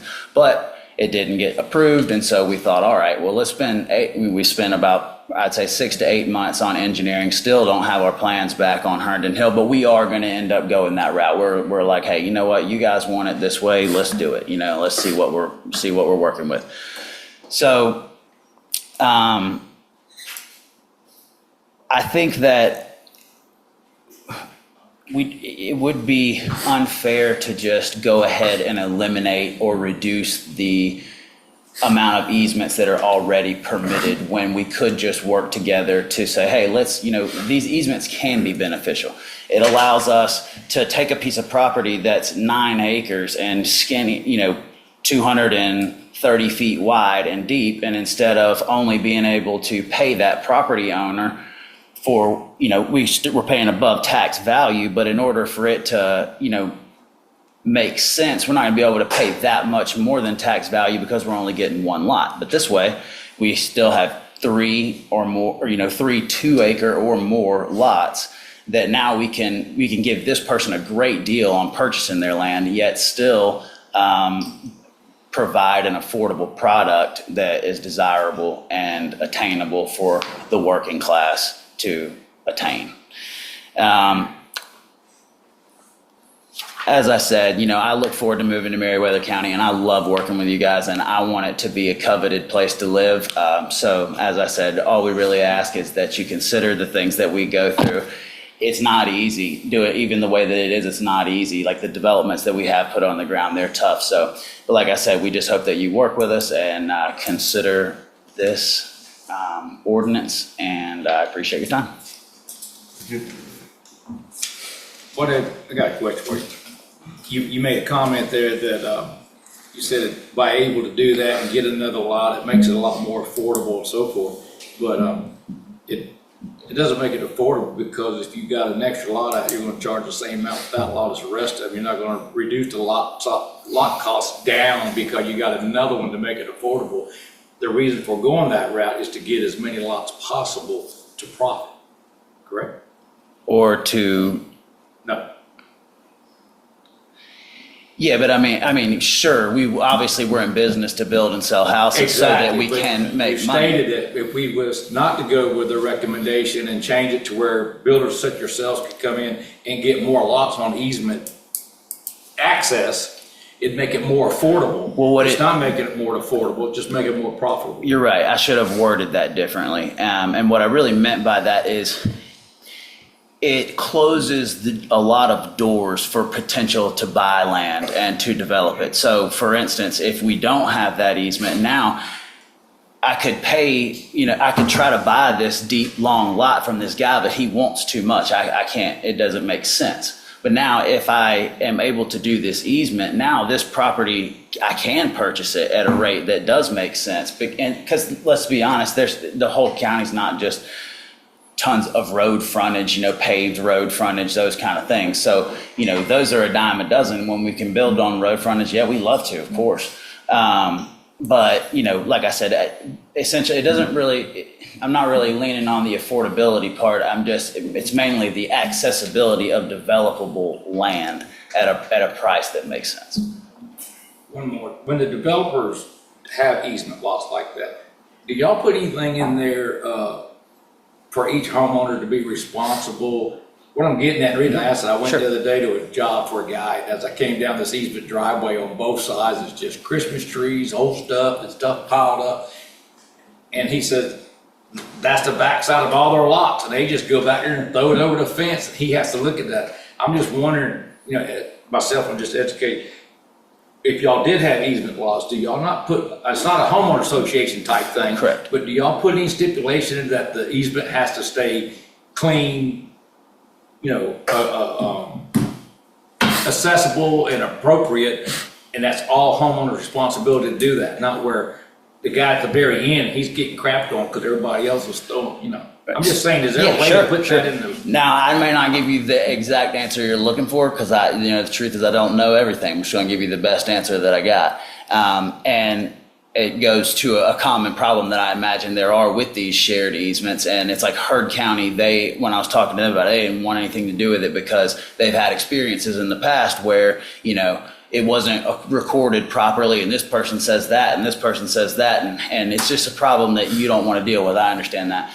But like at Shallow Valley Ranch over there off of Charlie Fuller, we did shared driveways, and I know there was a little bit of issue with that process, but with working with the county, what we did was we had a meets and bounds survey description of each driveway done, and that way we could record very specific and exact verbiage for who owns what. Same principle for the easements. You know, I don't know that we have any guidelines as far as like dumping trash and things like that, but we are very disciplined and if there are problems that we face, we're flexible and willing to do whatever we need to do to make sure that those things are recorded properly so it doesn't cause you guys headaches in the future.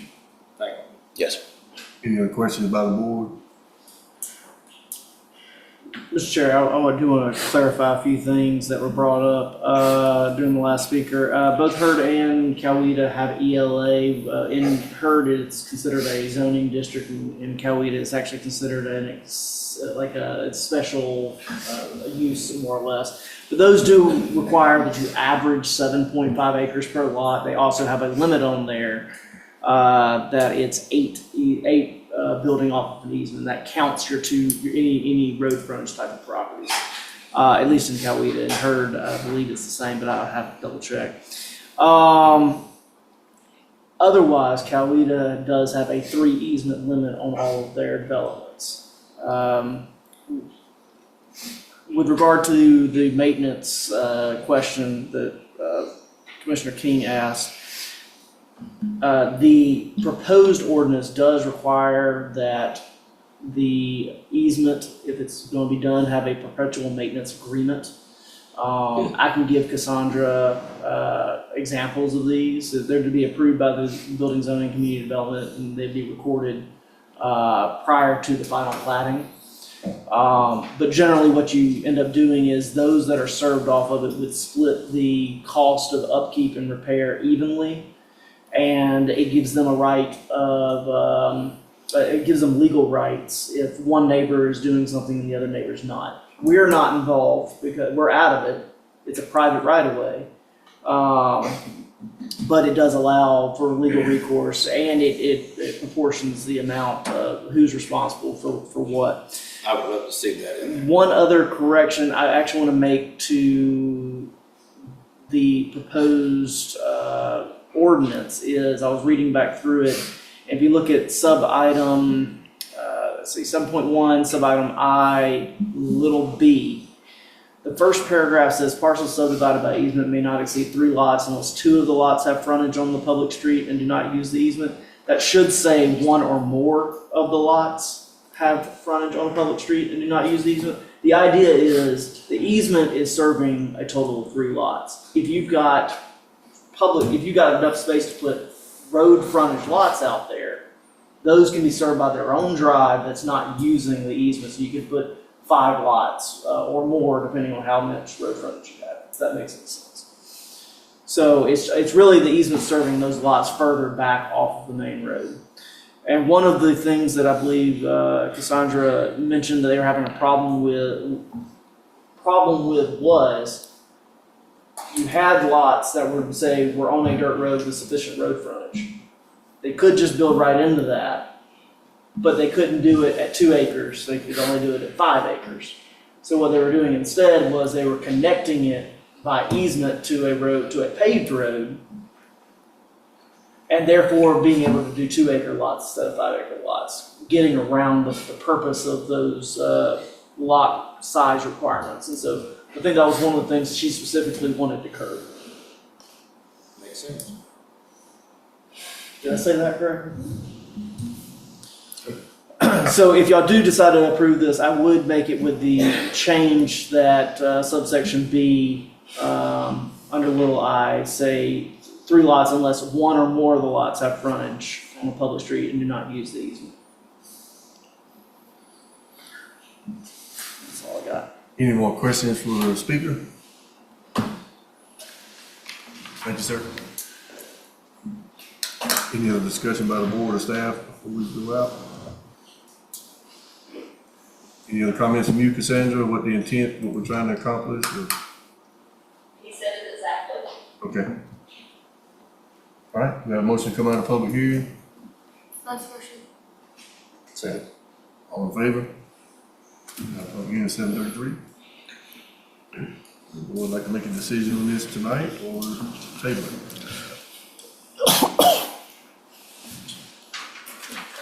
I'd like to make a motion to table. There's a few things I'd like to know. Second.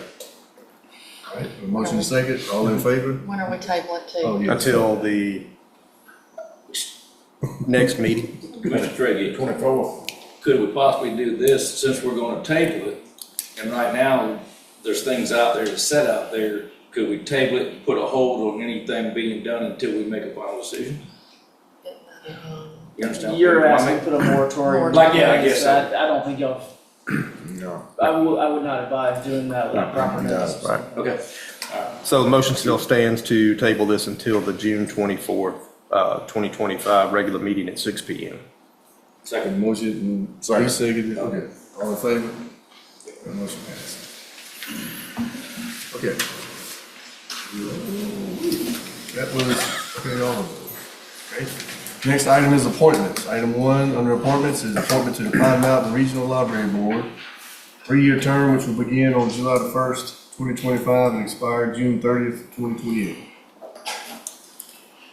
I'm excited to say I would like to nominate someone that they are a longtime resident of the county and they're a librarian. They're excited about it. Her name is Jamie Smith and she's over from Alberton. And I talked to her and sent her all the requirements and she's excited and would love to do it. And I've given Allison the information. I'll second it. All in favor? Item 2 is appointment to the Planning Commission to fill an unexpired term in District 2. This is a 5-year term that will expire on January the 5th, 2027. Ms. Janet Steiner, that was recently serving in that role, is moving out of the county and they will need to fill that unexpired term. And I would like some time to find a person, so I would like to table it to the Tuesday, June 24th meeting at 6 PM. Make that a motion. Make motion, yes. Second. All in favor? Item 3 is appointment to DFAX District 3. This is a 5-year term that will begin on July the 1st, 2025, expire on June 30th, 2030. That appointment's currently being held by Miss Melissa Wortham. I don't know if the board has someone in mind or if they would like her to continue to serve, I can reach out to her, but I just wanted to put these on here so you guys knew they were coming up to give you time. So, District 3 is you, right? You want to table it or you have somebody in mind? Well, can you get in touch with Jennifer and see if she'd like to do it? Melissa? Melissa Wortham is currently serving in that role. Yeah, let's table this to June 24th. Okay. At 6 PM. That's a motion. Yeah, in form of a motion. I'll second it. All in favor? Okay. Item number 4, appointment to Pathways Community Service Board. This is a 3-year term that will begin on July the 1st, 2025 and expire on June 30th, 2028. Right now, that's being served by Miss Jennifer Jones. She was here tonight. I have not spoken with her about if she wants to serve again or if the board has a decision other than that. Anyone have another suggestion? Make a motion, we table it to June 24th, 2025 and allow the seat if incumbent would still like to serve. I'll second it. All in favor? Item 5 is appointment to Kathy to fill an unexpired term that will end on 12/31/2025. That's going to be an unexpired term because currently being served by Mr. Blue Cole. He is no longer employed with the county, so we will need to find a replacement appointment. And that's not going to be district specific, so I didn't know if the board had anyone in mind. I think you or John should take it till the end of the year. Recommend John.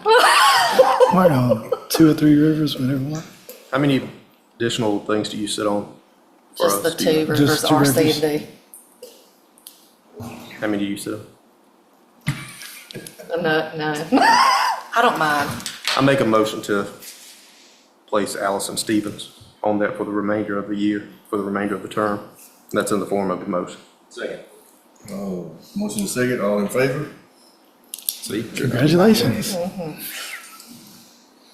Item 6, appointment to the West Central Georgia Broadband Joint Development Authority. This is going to be your turn. This is an unexpired term that will end on 4/17/2028. This is also currently filled by Blue Cole, who's no longer with the county.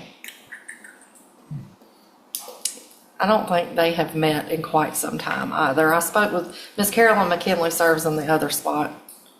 Yeah, when I sat on there, we did not meet often at all. So does anyone have someone in mind who would like to table this item? What do they need? I mean, what is that? Sorry. Broadband, Broadband into the county. Wi-Fi. Internet. Oh, I can do that for you. I'm all about some Wi-Fi.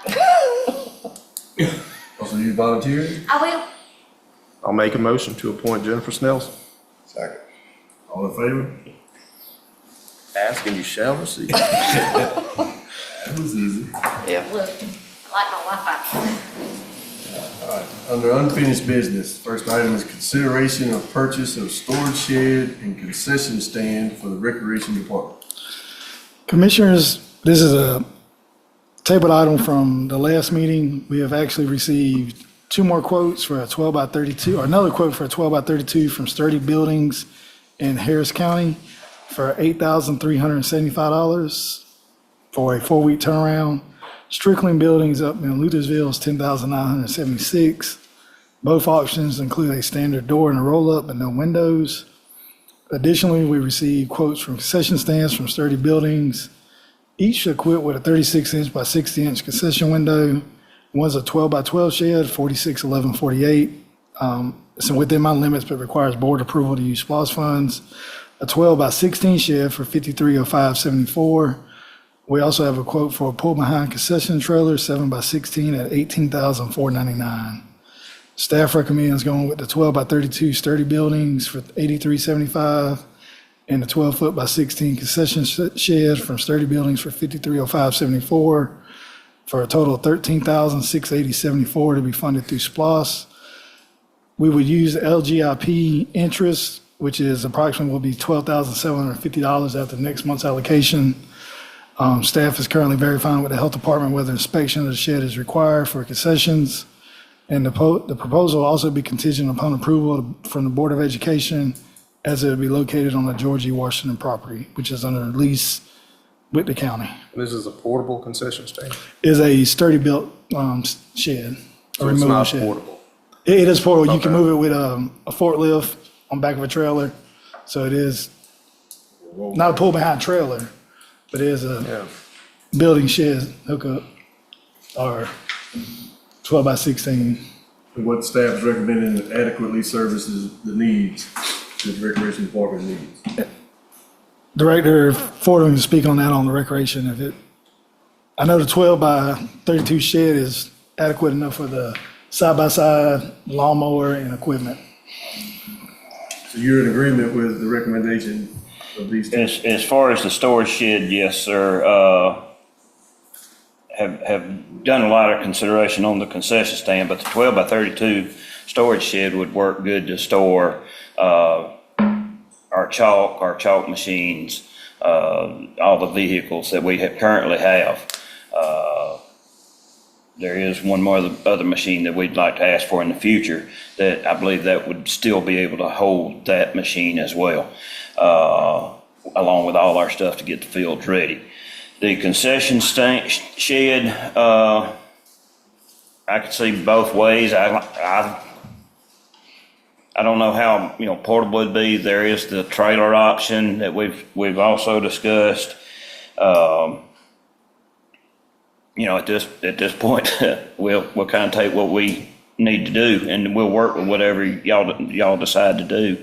I can see advantages to both as far as concessions. They're permanent. We have power there all the time, water there, and how we would have to hook it up and where it needs to be placed. At the same time, the trailer would be where we could move it from one park to another or to a different location if we wanted to go set up at the Cotton Fair and promote the rec department, or if we wanted to do it at Lake Meriwether or wherever we wanted to do it. I will say that either option, by what I've dealt with at other rec departments, the area we're talking about, Don't tell us what you think we want to hear, tell us what you think. I'm not telling you Okay. what you want to hear. I'm telling you, in Bowden, we had a 13 by 13 area to do our concessions in. We cooked outside. It was tight. We also had a small freezer, a double door cooler in there. We had a small counter for crock pots. Of course, a lot of the space was taken up, and we had a single sink. We got to have water in a sink in there to operate. A hot water heater, I'm sure, is going to be required by the health department as well. Those are things that the trailer already comes with. That's things that we would have to fix and put onto a building. So when we're looking at the cost of the concession shed, you're still looking at probably having to add air conditioning. You're having to add some kind of insulation so you're not burning up or freezing to death in there or whatever. Because baseball season, as y'all all know, which is mainly what it'd be used for, can go from freezing cold in February and March when it first begins to July and you're burning up. We would not have cooking items in either one. The cooking would be done outside until like a permanent thing, because the hood system that you would have to have, the suppression systems, you're talking close to $30,000 in the trailer, which we grill food outside and people love that anyway. I mean, that's what sells at concessions. That's what you're normally used to. Like I said, I can see advantages to both. If I had to pick, my personal preference would be toward the trailer because it is mobile, more mobile than that. The problem is we don't have a way of moving it right now. We don't have a vehicle either to move it with. I'm sure we could get Public Works or somebody, and I'm understanding that it's in the works to get us a vehicle to move stuff like that with. And like I said, my biggest thing is so we could move it over like 4th of July and have it at the fireworks thing at Lake Meriwether, or if we needed to bring it over here. Even if I wanted to do a promotion to cook out, I could over here somewhere for registration or something.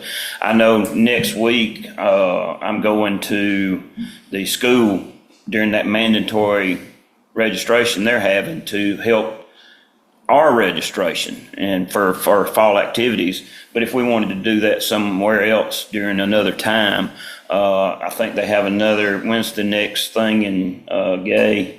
October. That's around the time we would be registering for basketball, and it might be advantageous for us to use that and help, get the kids in. I just think it'd be a lot easier to have one vehicle to transport something on wheels, mobile, than it would be to take a forklift, lift this up, put it on a trailer, put it on a truck, take that and the build, and then have another truck with the forklift on it to go where you got to go, unload it, we're going to drop it, we're going to break it. Like I said, the expense of having to add insulation and then some kind of walling and then some kind of, these things come with air conditioning. They come with a 50 amp breaker box thing so you can hook up to it. Some of them are capable of just running it off of a generator. The doors, we could just set our grills off and one of my things is we could guarantee to get one pretty quick and have it up and operational before the state tournament. That would be what I would love to see, is us to have that so we can impress. Do we have prices on anything like that? It's 18,000. If page 57 gives you the specs of a trailer. That's why. There is it was 7 by 14 Yes, and 7 by 18,500. It's about 18,500. John and I did do a real quick one this afternoon. We found a place over in Columbus that might have one. It's 2 feet shorter, so it's like 7 by 14. We weren't able to get, it was so late in the day by the time I got the information that I wasn't able to do anything with it much, but it was like 17.5. But like I said, with a limited space, another $1,000, believe it or not, that 14 square feet will be huge for the rec department with having to put, because if you, like I said, if you can put a freezer out there, like we could have made a killing this year off of pickle pops. I mean, and you're not wasting the jar, you're not wasting anything on pickles then. You're making everything, and you can even sell the jars to people who do canning. They'll buy the jars from you. So every part of a pickle jar is, a jar of pickles is, you know, can be sold, but we don't have the freezer capabilities to put out there. And like I said, a storage place for those, the grills, you're not having to transport them. We're loading the grills from the gym onto the gator or on the back of a truck out to the concession tent that we have. And so we're not having that. We're just setting them in and out of the concession trailer itself. And then if we did move it, we could fasten those to the wall, like bungee strap them or something. I'm sure I've already spoken with Coca-Cola. They've provided us with one cooler for the gymnasium, and I'm sure they would give us another one to put in it. And I think with what we're doing right now, a single door would suffice and not take up a lot of room. Any more questions? And those trailers are set, ready to go, right? With all the cooking stuff? Yes, sir. Hot water, snake. Well, it does not have the cooking equipment. That's right, you're gonna do that on the outside. We'll do that on the outside, because to have the cooking equipment inside, you have to have a fire suppression system and a hood system. The way they come now, we could cook outside. The refrigerator would not have a refrigerator, but we can get that from Coca-Cola at no charge. You can buy the small freezers. So what's in the trailer for $18,000? All right, so I know there's a hot water heater. There's, I think, 30 to 40 gallon holding tanks for water usage and for gray water. There's, let's see, air conditioner, 50 amp breaker if we needed to plug in crock pots for cheese or warmers. Those come in real handy, and peanuts. We could plug in for making homemade ice cream. Believe it or not, at these tournaments, you can sell homemade ice cream for $4 a 12-ounce cup and make a good profit on it. It does come with a back door, an open area for sales, and then it also has when you close up, it does have another access door to go out the back side for safety reasons, because you can't let that door down or open it from the outside to get out if something was going on. So it's got like a regular door, and with, I think one of them had a screen door as well on the inside, so you could leave it open if you wanted to.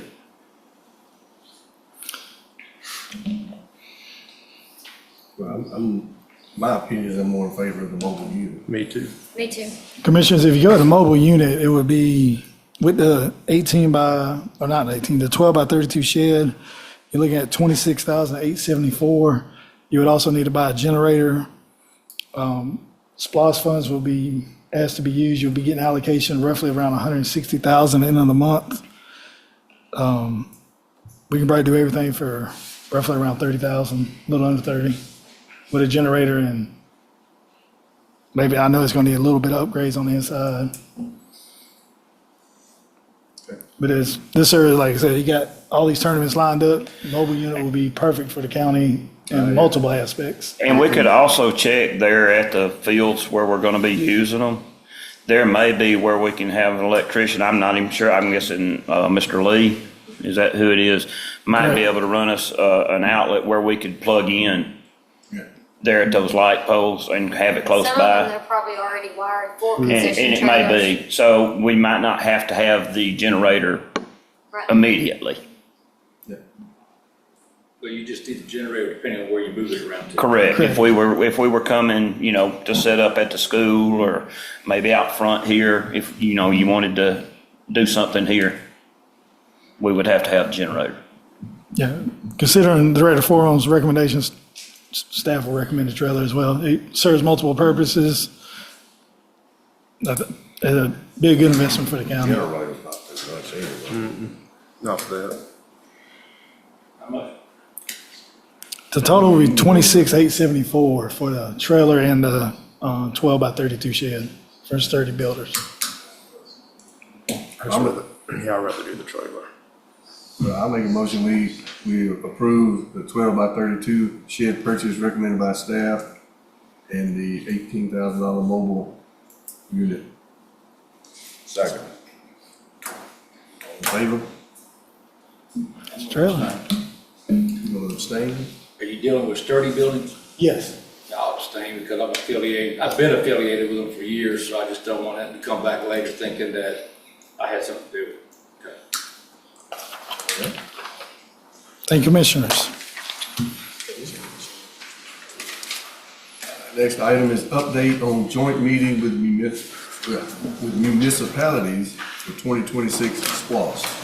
Commissioner staff has contacted the mayors of each municipality within Meriwether County to request their respective SPLOST project lists. Submissions are currently being received and compiled.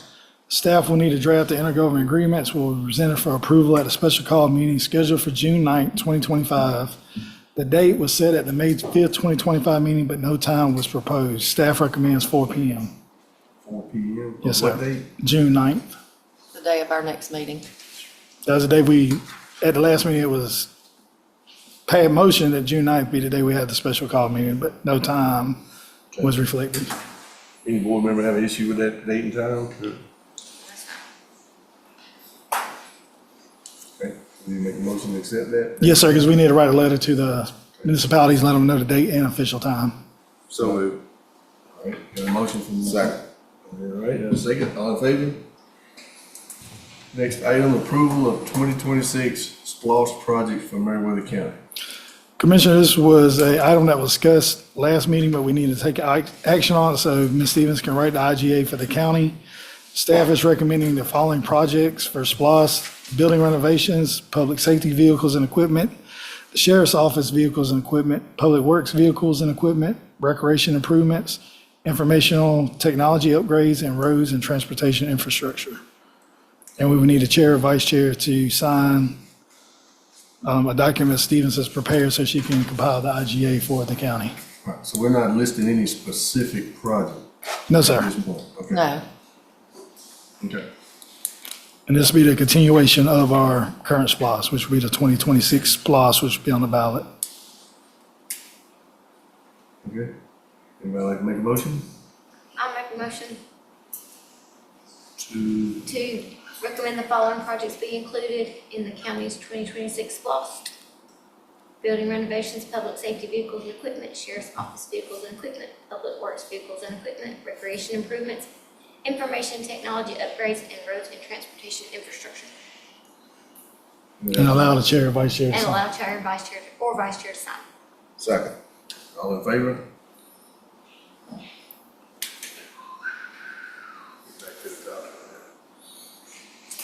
Next item is update and repeal motion made during the May 5th, 2025 regular meeting at 6 p.m. for the hot patching equipment. Commissioners, on the last meeting, the approval was for a 4-ton, 1-burner trailer for $45,399.48. Staff recommends rescinding this motion for the hot patch equipment. Due to the 4-ton, 1-burner is not available at the moment, we would have to rent a 4-ton, 2-burner at $7,500 a month, and it'd be about 60 days before that is available. And the motion also had a stipulation that there was a trade-in, and we were given a quote of $5,000 for the trade-in of the patcher. Given this low valuation, staff recommends retaining the existing asphalt patcher as it can still serve as a functioning role as a storage tank for the hot asphalt.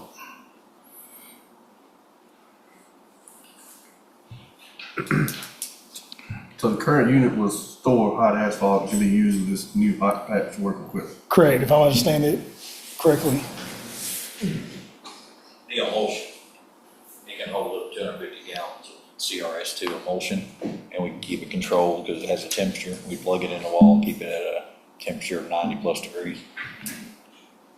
And we can still run material through it with the new tack, and asphalt plants closed, broken. It gives us an option, a secondary option.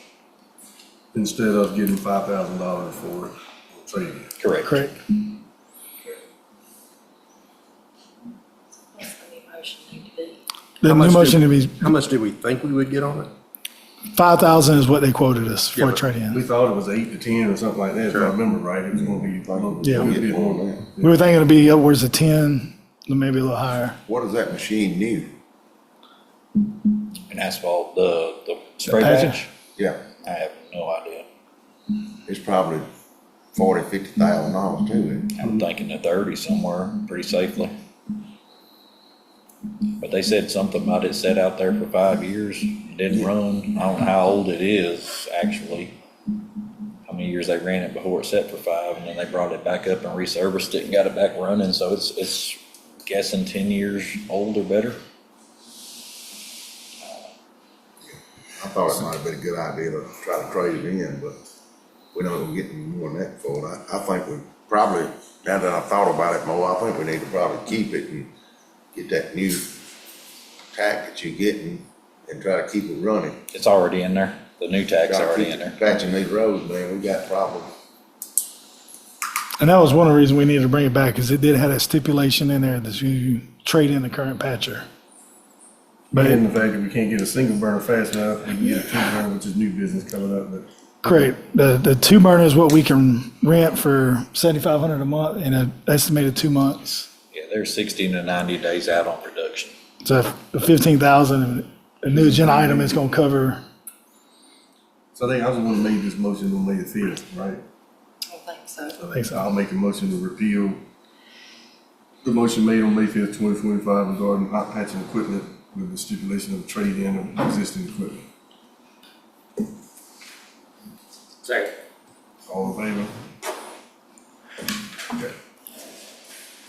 Next is new business.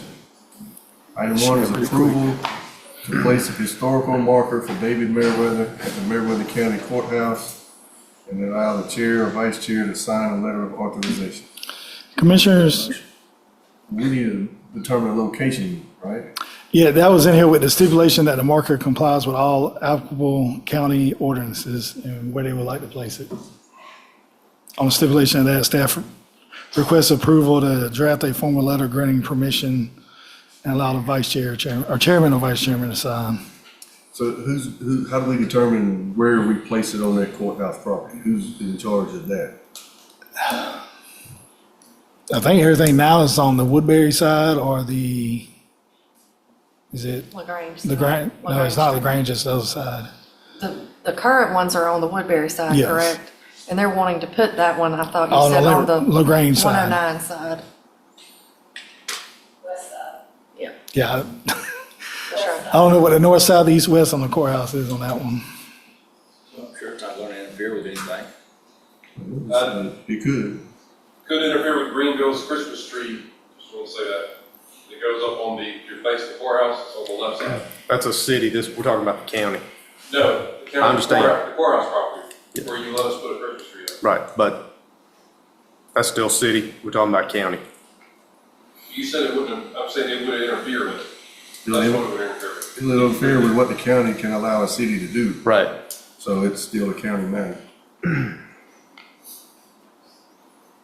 So, do we have a motion to accept that, and I'll make the motion again. do we want to put a stipulation of the location in it? I guess is why I was asking at the beginning. I mean, is there a sign ordinance, Cassandra, that would affect any of that?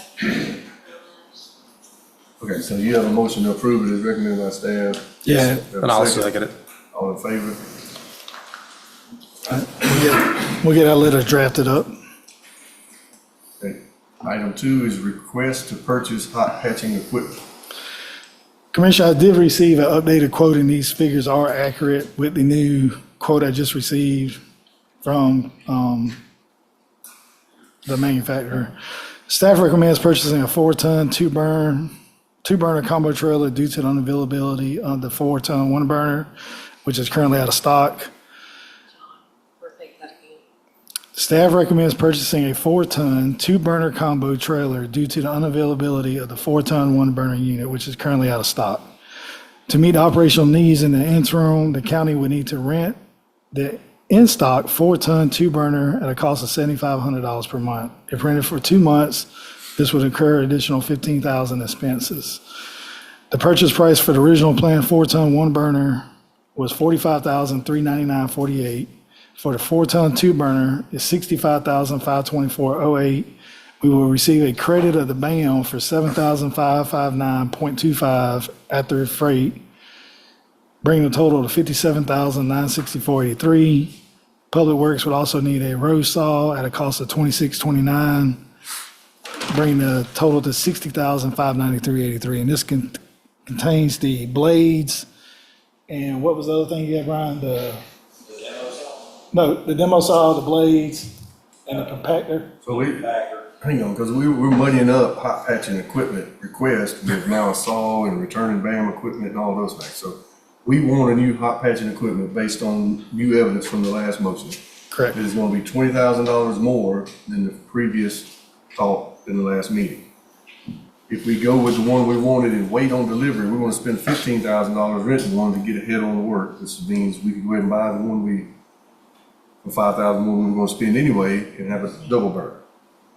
Right, though that's separate from, okay, we're going to get money back for BAM and then they want a saw, in my mind. Yes, sir. So The $45,000 included the same blades and the compactor. All of that was in the other. Yes, sir. The $45,000 included the case of blades and the, is it the compactor, Brian? Packer. Yeah. Asphalt leaks. And that was included in the 45. It's in both quotes. So the price as the 45 had those two things in it, and the new price has those two things in it. Okay, so we're going from whatever you asked for as a single burner unit. Correct. We can't get, but we can rent, but we want a double burner we can get now. Yeah, get tomorrow. And all the other equipment that came with it, what's the difference in those two costs? It's $20,000 roughly. You listed it 65. $15,194.35. How much? $15,194.35 additional cost. For the saw and the blades and the two burner unit. Everything. And we're gonna pay $15,000 to rent one and wait on the single burner. Correct. Okay, all right. But if you look at the 2-burner pack, it's got a spare tire kit, fire extinguisher kit, arrow board LED. The other system did not have that, correct? Correct. The first system was. Plus, it also got a 30-gallon tank on it that sprays a little hot liquid under the asphalt. All that other system didn't have that. So we'll get better equipment. Way better. For roughly the same price we were gonna do by trying to get ahead and rent anyways. Okay. Yes, sir. Now, that's different than returning the BAM. That's just trying to. It's the same company, so it's a credit off of this purchase. Okay. And it's Reynolds Warren is the one we bought the BAM from. They're willing to give us a credit. If we pay the freight back, we'll get a $7,559.25 credit towards the purchase of this equipment. How much is the freight? $1,755, I believe. Going back to Texas. $5,800. Okay. There won't be any freight on this, right? No, sir. It's returning that product. Yeah. This one is actually already, I believe, in Lake City, and we'll go pick that one up. So all in, with returning BAM and everything's gonna be around 59 to 60. Yeah. I'm at $60,593.83, but, roughly 61,000. Anybody like to make a motion? I'm sorry if that wasted y'all's time, but it was getting a little muddy. I like to hear the numbers. It was just this and this, and it was just. Yeah, it's a lot confusing because we had different At the end of the day, you're getting a way better machine. costs coming in. A lot quicker. I agree with that, yeah, but Yes. then just all the other stuff, Yes. there's a lot of ifs, ands, and buts that was going on. I'll make a motion. Second. What's the motion? Yeah, motion to what? What's the motion? Buy that good stuff. To follow staff. good trade, the good one. To follow staff recommendation on the. Staff recommendation. Yeah. And you seconded it? Yeah. Go ahead and get it going. All in favor? All right. Thank you.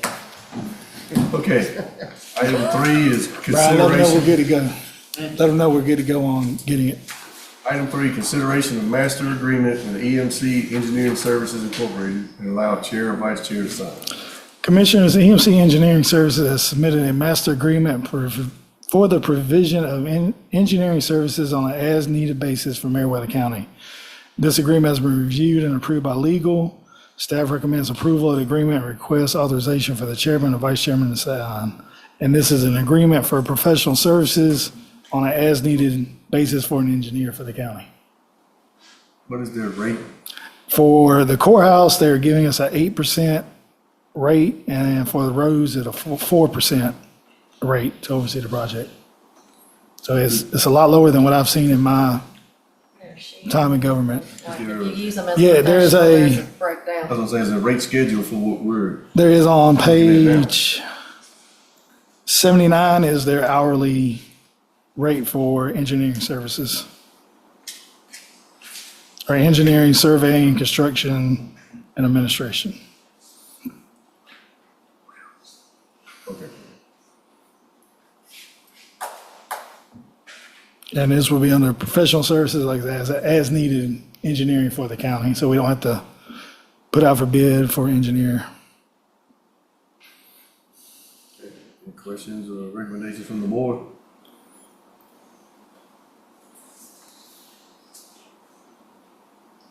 Would like to make a motion?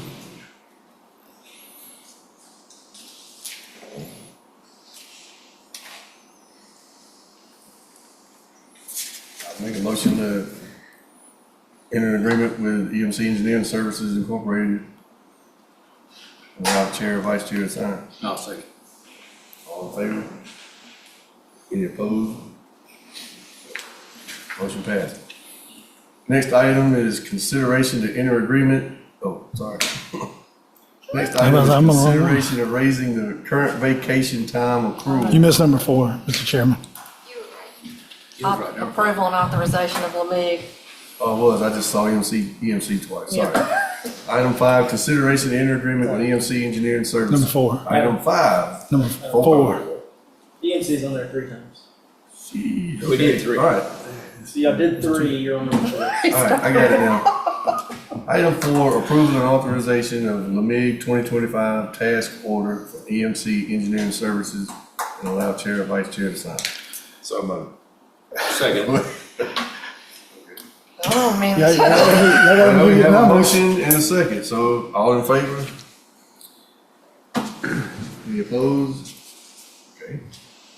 You did just tell us what the rates were. Yeah. Motion was to approve, I'm assuming. Yes. Okay. Item 5, consideration to enter agreement with EMC Engineering Services for the courthouse roof and 3rd floor. Allow the company to manage and oversee the project.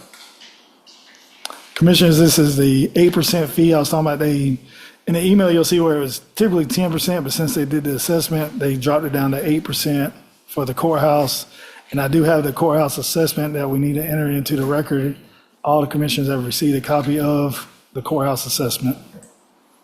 And they would charge 8% fee for managing and overseeing the courthouse project. And this will get the work moving and get started on the courthouse, will it?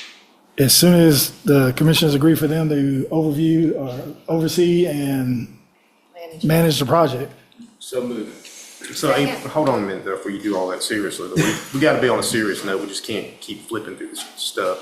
8% is what, $30,000? We're looking at probably, For that cost. for the two together, you're looking at probably 1.2.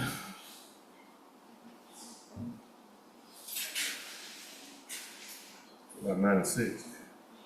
About 96,000, 100,000, roughly about $100,000 for the courthouse roof and the 3rd floor. So to your point, were we not supposed to get a credit from the assessment fees? Was going to be applied back to? I have to reach out to EMC about that because the only thing he sent me was the 8% discount, 2% because they already did the assessment. Now, I don't know if that 2% is the assessment discount. Okay. I would need to get clarified that with EMC. But as it stands, it's $96,000 to $100,000. Correct. Staff estimates the cost of the roof and 3rd floor to be roughly $1.2 million. And given our SPOS allocation and how we're carefully spending out of SPOS, we'll have that before the end of the year. We'll have that in 3 months. We'll have over $1 million. But I mean, they'll be the ones overseeing the whole project. Correct. That's why I brought this back for EMC to manage and oversee the entire project because I'm not a engineer or roofer or a contractor. I couldn't tell you the first thing about looking at one of them. So, I probably already said this, y'all get frustrated, I'm sorry, but somehow in here, legal, right, we gotta do this and be done with it. Right, we've had how many people go work on this? So this contract needs to be ironclad, they can't back out, get out of anything. This thing's got a leak, bad caulk, poor seam, somebody used wrong material, somebody sneezed and missed a spot, whatever. I think that was It's gotta be addressed under done the and master over with. agreement. I think everything was addressed in the master agreement. I have to go back and read We that, must but review that to where we're secure. Nathan, you reviewed the MC agreement, correct? I believe so. Nathan did.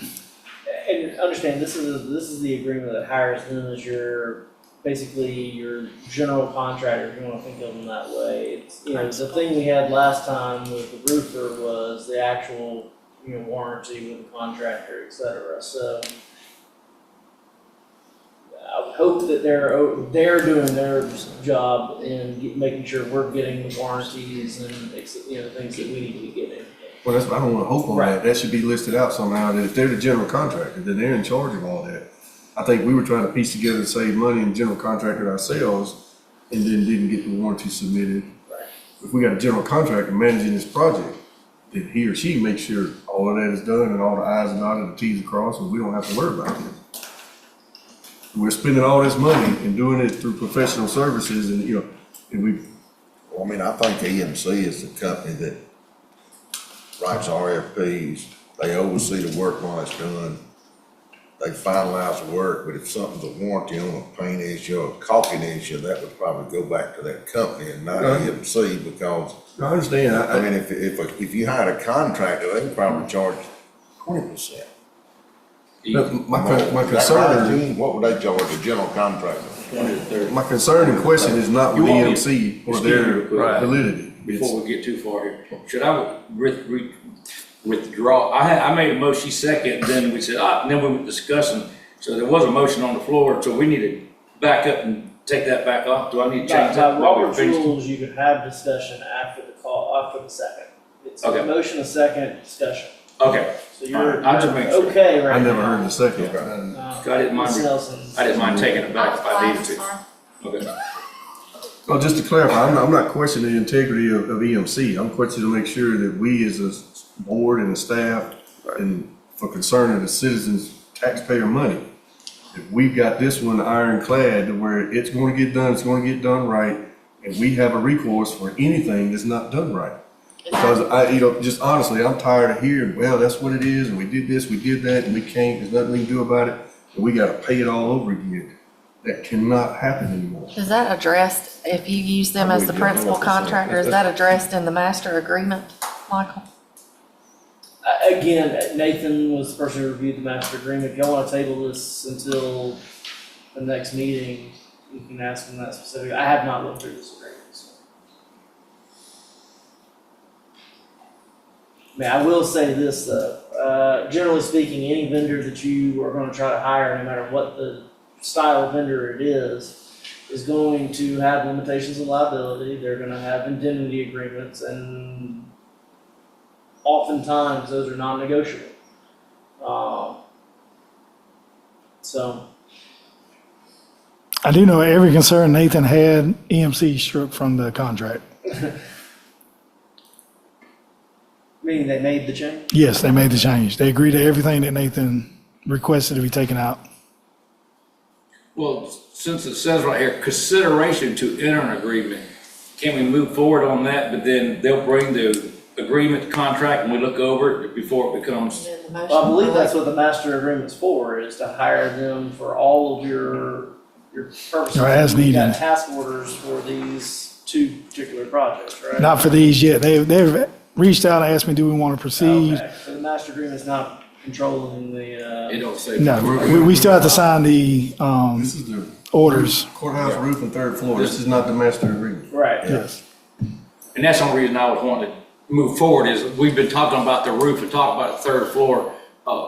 Well, they're talking about it before we came on board. We've been talking about it for 3 years now. I'd just like for someone to get the roof fixed and let's move forward. I mean, you can approve it subject to legal, for both of That's what I meant. Yeah, the courthouse project and the, And then that way, if they're throwing something in there, like the chairman was saying, you know, like, oh, we're not responsible for this, we're not responsible for that, then we can decide then that we, well, we're not going into this agreement then, because we can't keep, like you said, we can't just keep spending and not getting nowhere. Yeah, they didn't send an agreement for the Not yet, because I told them to hold, but to address your issue, Commissioner King, on the page 81, services to provided, list out, compile construction documents, advertise for bids, bidding assistance, preparation of the contract recommendations to the county administrator, construction administration services during construction include addressing RFIs, on-site daily construction observation and testing, review pay application, and assist with project closeout.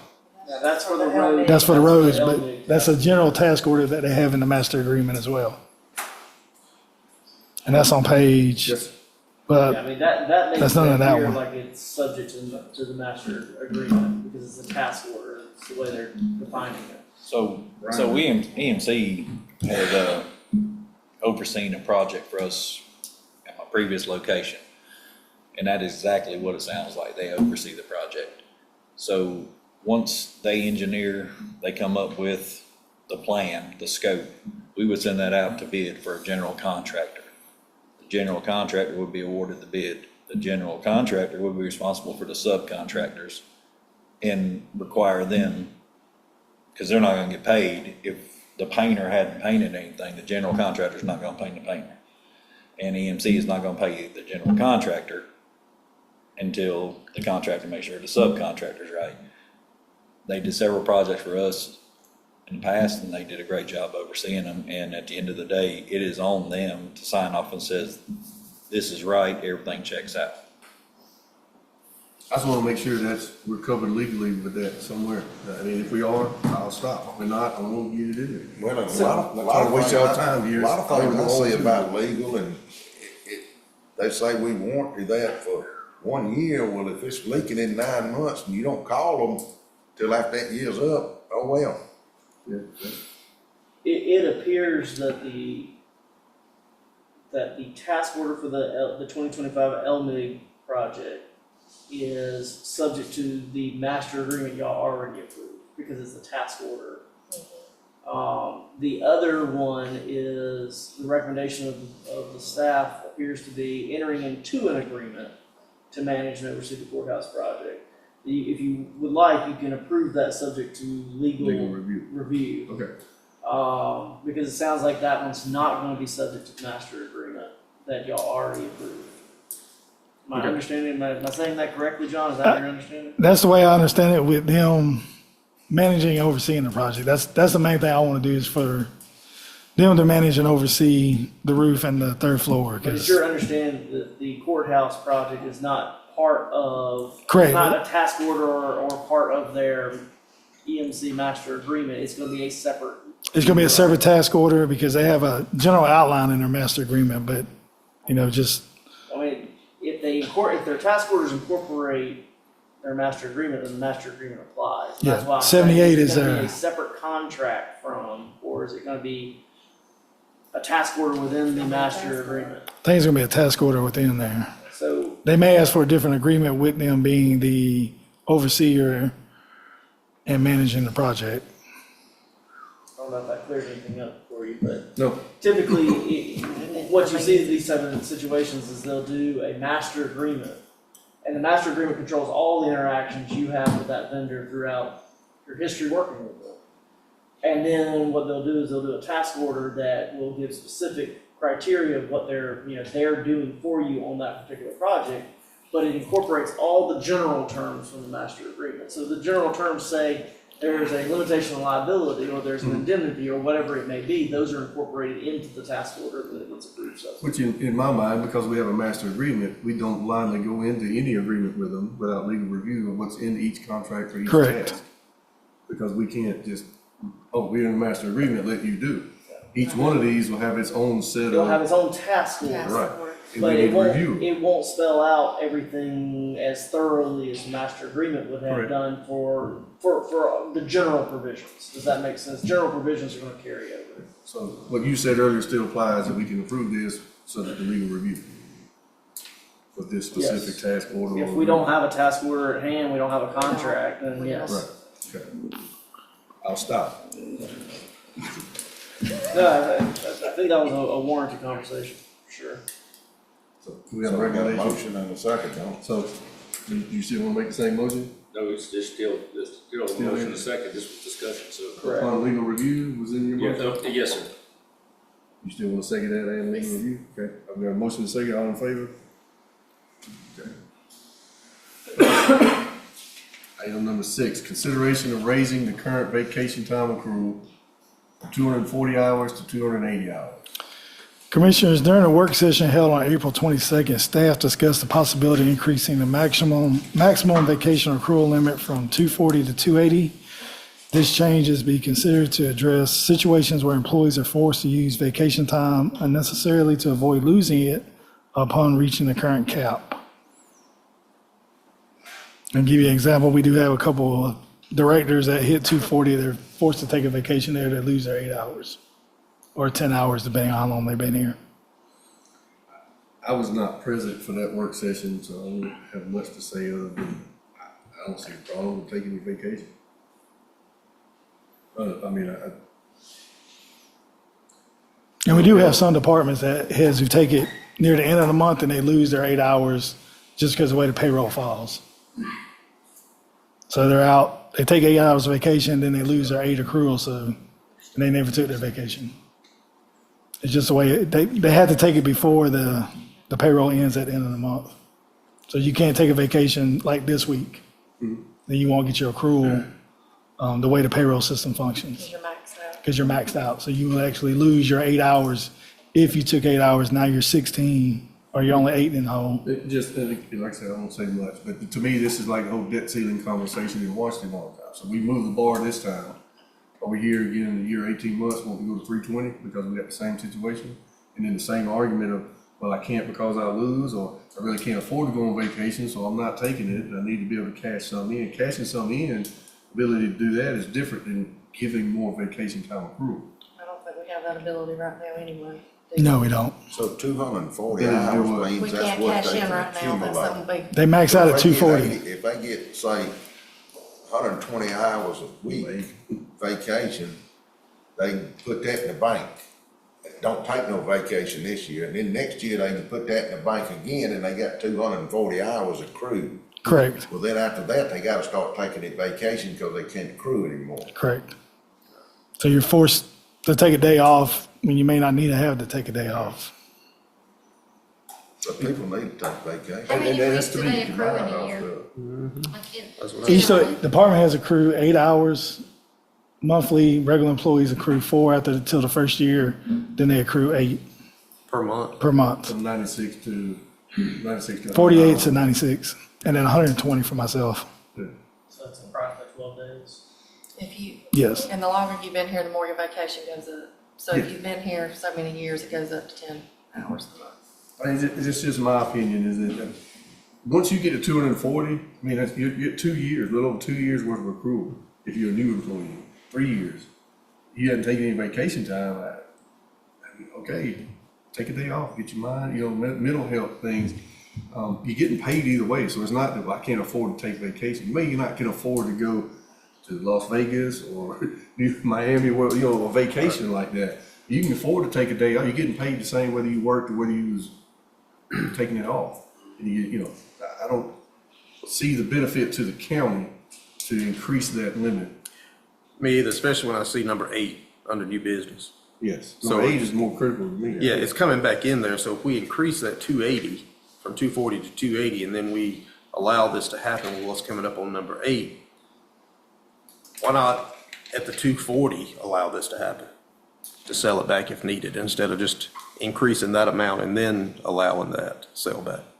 Because the truth, in my mind, I could be wrong, but in my mind, the true problem is that I don't have enough money to go on vacation, and I've been there. And if I could sell back 40 hours and then take 3 days, then there's my 40 hours I sold pays for my 3-day vacation I'm taking, and I'm still managing it down. I still got 100 and some hours left. And I'm not using all my vacation. I don't have to sell it all just so I can go on one trip. you got 240 hours. You didn't take anything for 3 years. I mean, I'm just asking questions. I don't understand how it Your fits recommendation, with the county. it was just something we discussed during the work session and staff was bringing up for board's consideration. Yeah. I mean, I don't know if we need 240, to increase the amount of accrual, but I do agree with the sell back if that's what needs to happen, but I don't agree with the increase on the accrual. I agree with that too. Would anybody like to make a motion on that? I'll make a motion that we do not increase the limit from 240 to 280 hours. I'll second it. Motion second, all in favor? Okay. Next item is consideration of adding Veterans Day as a county paid holiday. Commissioners, this was also discussed during the work session on April 22nd. Behind is a chart of the surrounding counties. As you can see, Veterans Day, we are the only county in the surrounding area that does not observe Veterans Day. This was Allison's idea. No, it was No, not. it was not. It was, Commissioner King asked for us to reach out to surrounding communities, surrounding counties to see what their schedule was. No, it really isn't. Veterans Day is not one that is a county paid holiday, and we have veterans in our employment. And with Memorial Day, we celebrate, I think we need to celebrate Veterans Day as well. I make a recommendation, we add Veterans Day to our county's paid holiday schedule effective for the 2025 calendar year. Have a motion, do we have a second? I'll second it.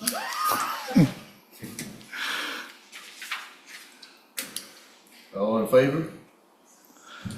Thank you, Commissioners, and I want to thank you on behalf of the staff. On the record, not recommended by the county clerk, not my deal. Okay. Almost at the end, Commissioners. Okay.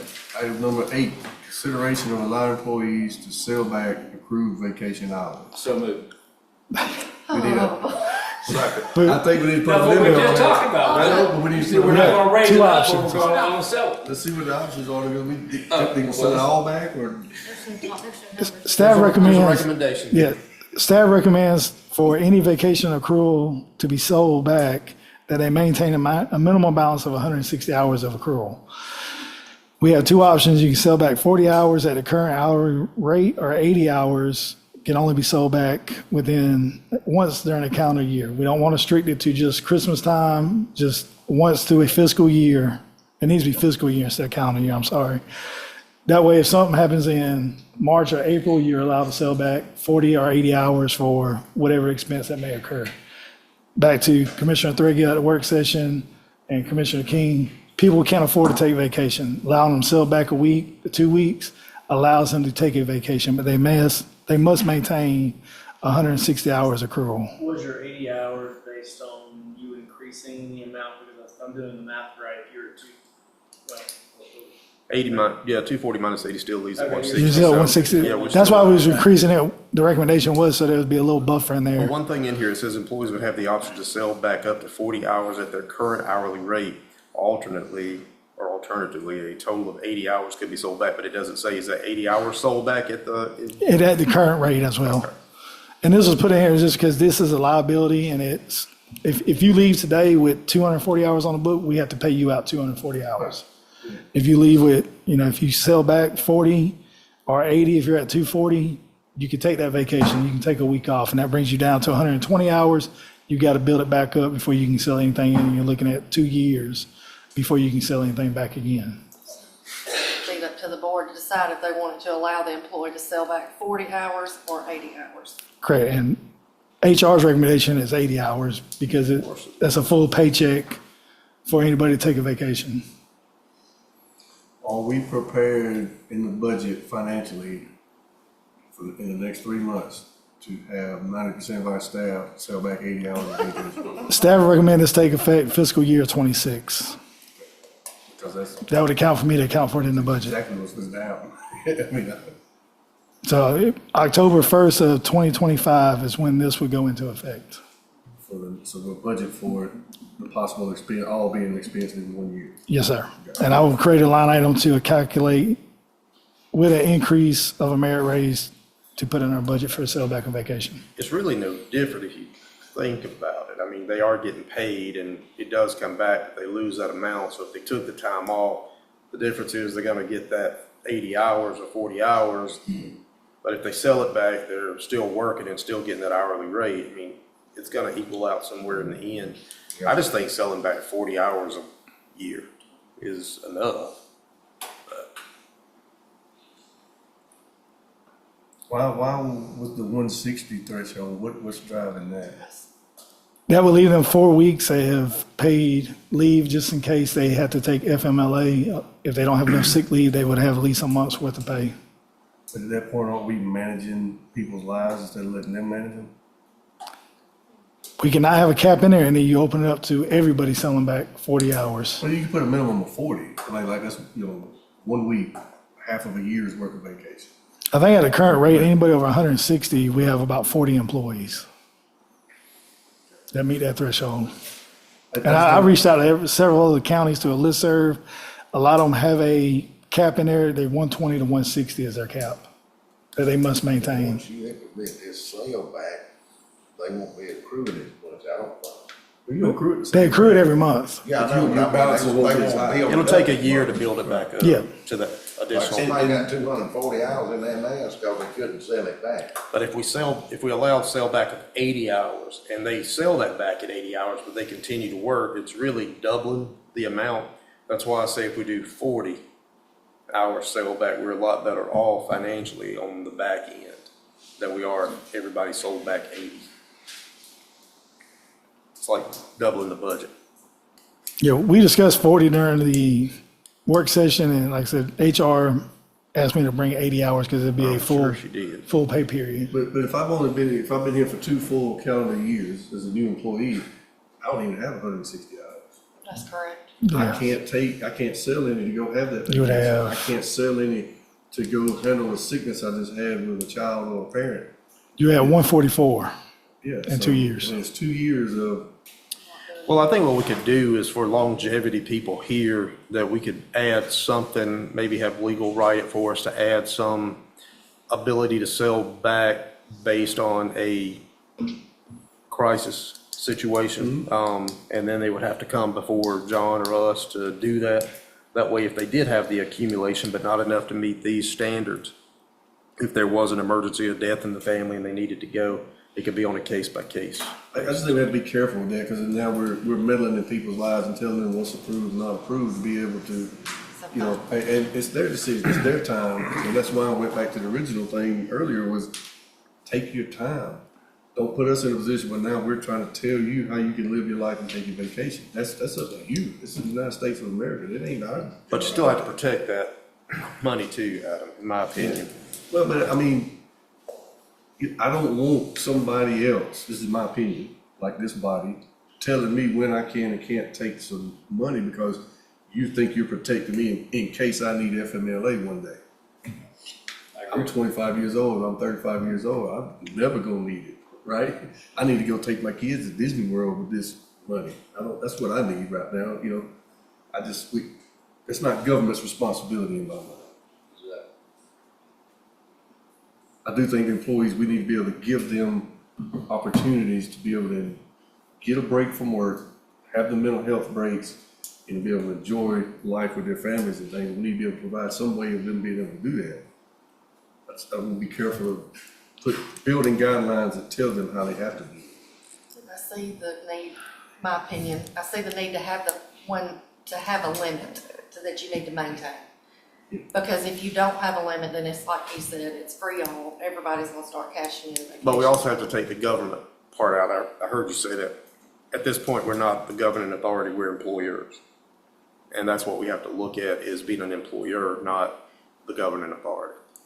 So most employers, because you're right in that, yeah, I probably muddied that up, but I think that's the way they look at us anyway. But most employers don't give you those restrictions. They tell you use it or lose it.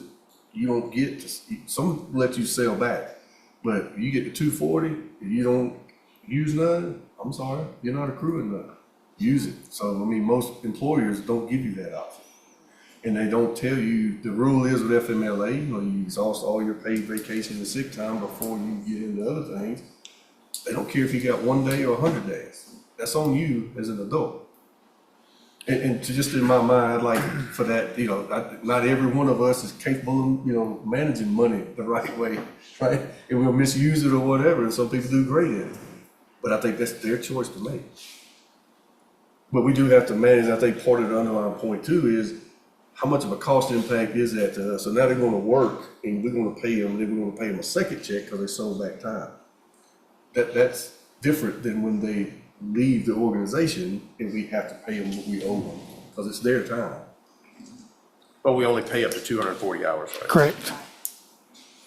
So if they're gonna start losing that time and they're not gonna take it all, I see Adam's part out in the public sector, it's this, and this, but also know that there are people, even if they took that 40-hour pay, they still can't afford it. They may need something else. They may have to pay for something at home or a hot water heater or something like that. So I do think that with where we're at in being able to pay salaries, hourly, things like that, this is just an additional benefit that is there for them, is my opinion.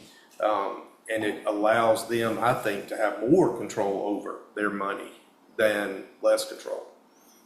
And I'm in favor of it, so I don't think what I'm saying. I just want us to be careful what type of restrictions. And I think the 160 is a sort of a restriction where I think we could be better with a percentage of your bank allotment. Where that way the 1 year employee, the 2 year employee, you can't sell back more than, what is 40 or 80 of the 240? 20%, you can sell a maximum of 20% of your bank of vacation. And then that gives that 1 year, 18-month, 24-month employee an opportunity for a life event like that where the air conditioner goes out, the hot water heater goes out. If you do, just saying, you gotta wait 2 years and 3 months. if you do 20% of 240, you have 48 hours. Yeah, I just threw that out. You can pay it. You ain't gotta have no minimum in there, nothing. You can sell 40 hours. And the reason this was brought up, because I actually had an employee ask me, could they sell back 80 hours because they needed to replace their air conditioning unit. I told them that does not, we don't have that in our ordinance or in our policy manual, not our ordinance, our policy manual, that we do not have a buyback program. So we do have employees that could use the benefit of selling back hours. And it's a benefit to our employees. Like I said, if they leave, No question about that. we pay it back. I agree with Commissioner Trigg. I think 40 is enough. But So I think we're all in agreement 40 is enough, it's the 160 that we're. I'm okay with capping it because if we look at what a week's salary across the board is in our budget, if we don't cap it at something, then we're gonna have an entire week budget, a week pay across the board coming out that we weren't expecting in a budget somewhere. So I think capping it is probably the best way. It's, to me, not telling somebody what they can do, it's actually giving them an additional benefit. Well, I make a motion that we limit it to, they can sell back up to. We had a motion sorry. on the table Sorry. before the discussion started. Now, the motion was not clear, well, it wasn't clear on what he was actually proposing. Do you want to withdraw your motion and allow a more specific? Yeah, because I thought what it was just a follow-up from the one previous, where we did all that discussion, and then we said we're going to take it. So I thought this was part B. So I just said, okay, but then we did all this discussion. But at the same time, I'm confused on when everybody goes, do we have it in the budget? If people's earning this money, if the guy's got a 2-week paid vacation coming to him, if he's not here working, you pay him, or if he stay here working, you pay him the same amount of money. No, but not if he can sell it back. Now I'm paying him what he sold and he's working and I'm paying him. So he gets 2 that week. You're paying an extra person for that month.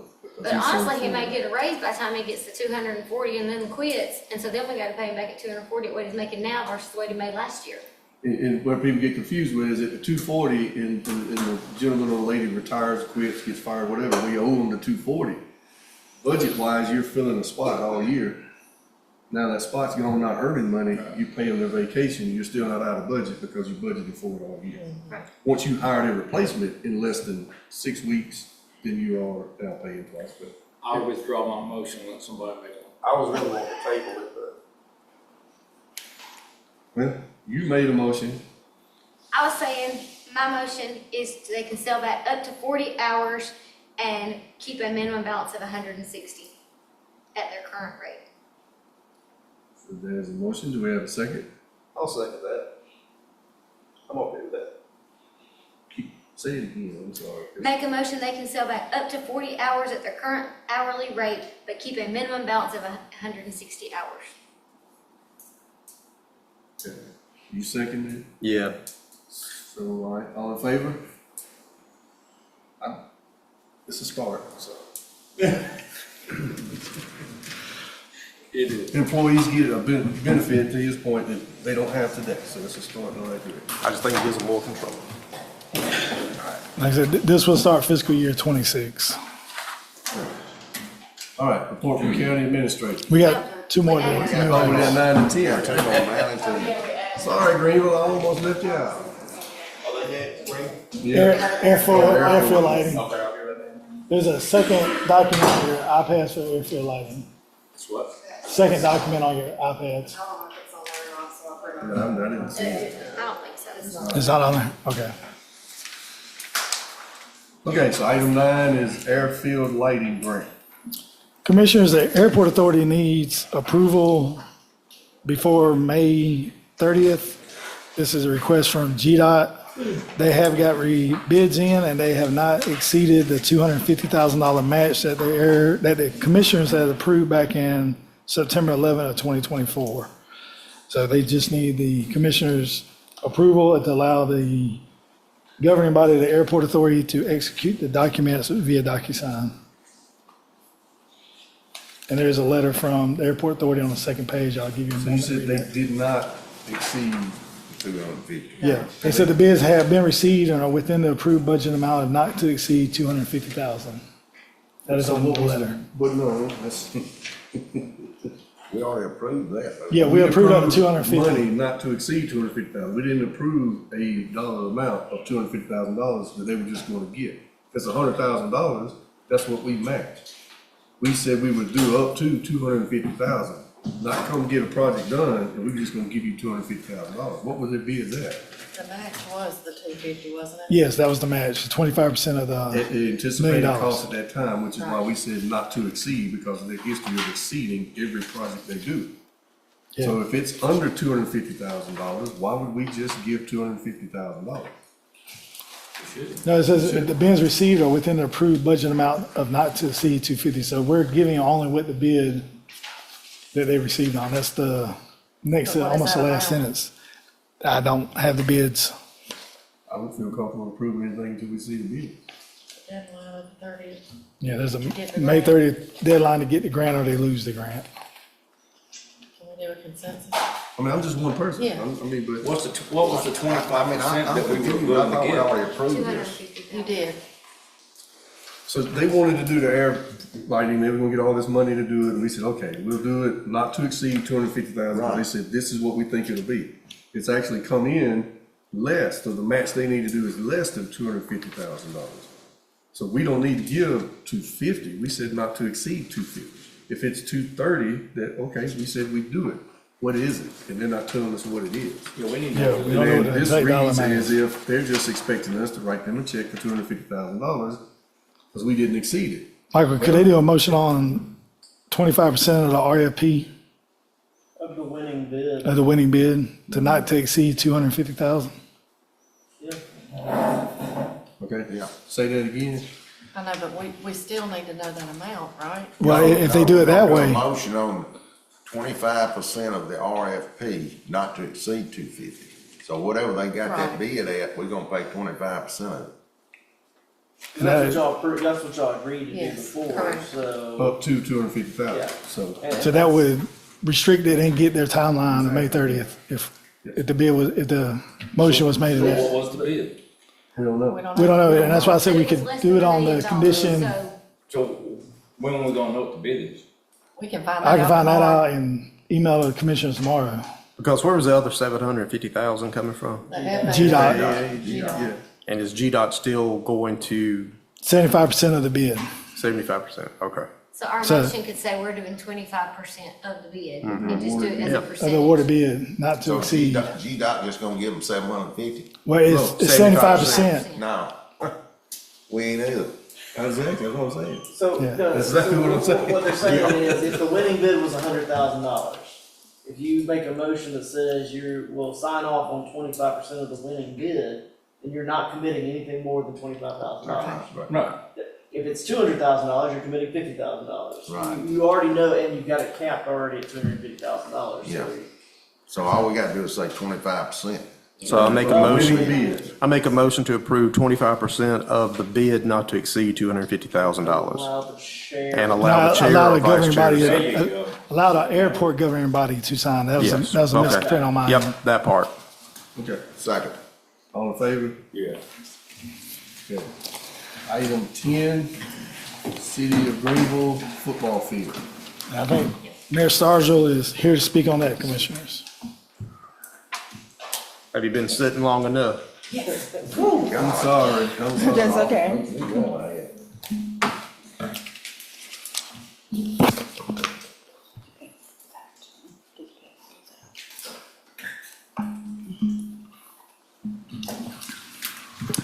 Good evening, commissioners, or should I say, good night. Yeah.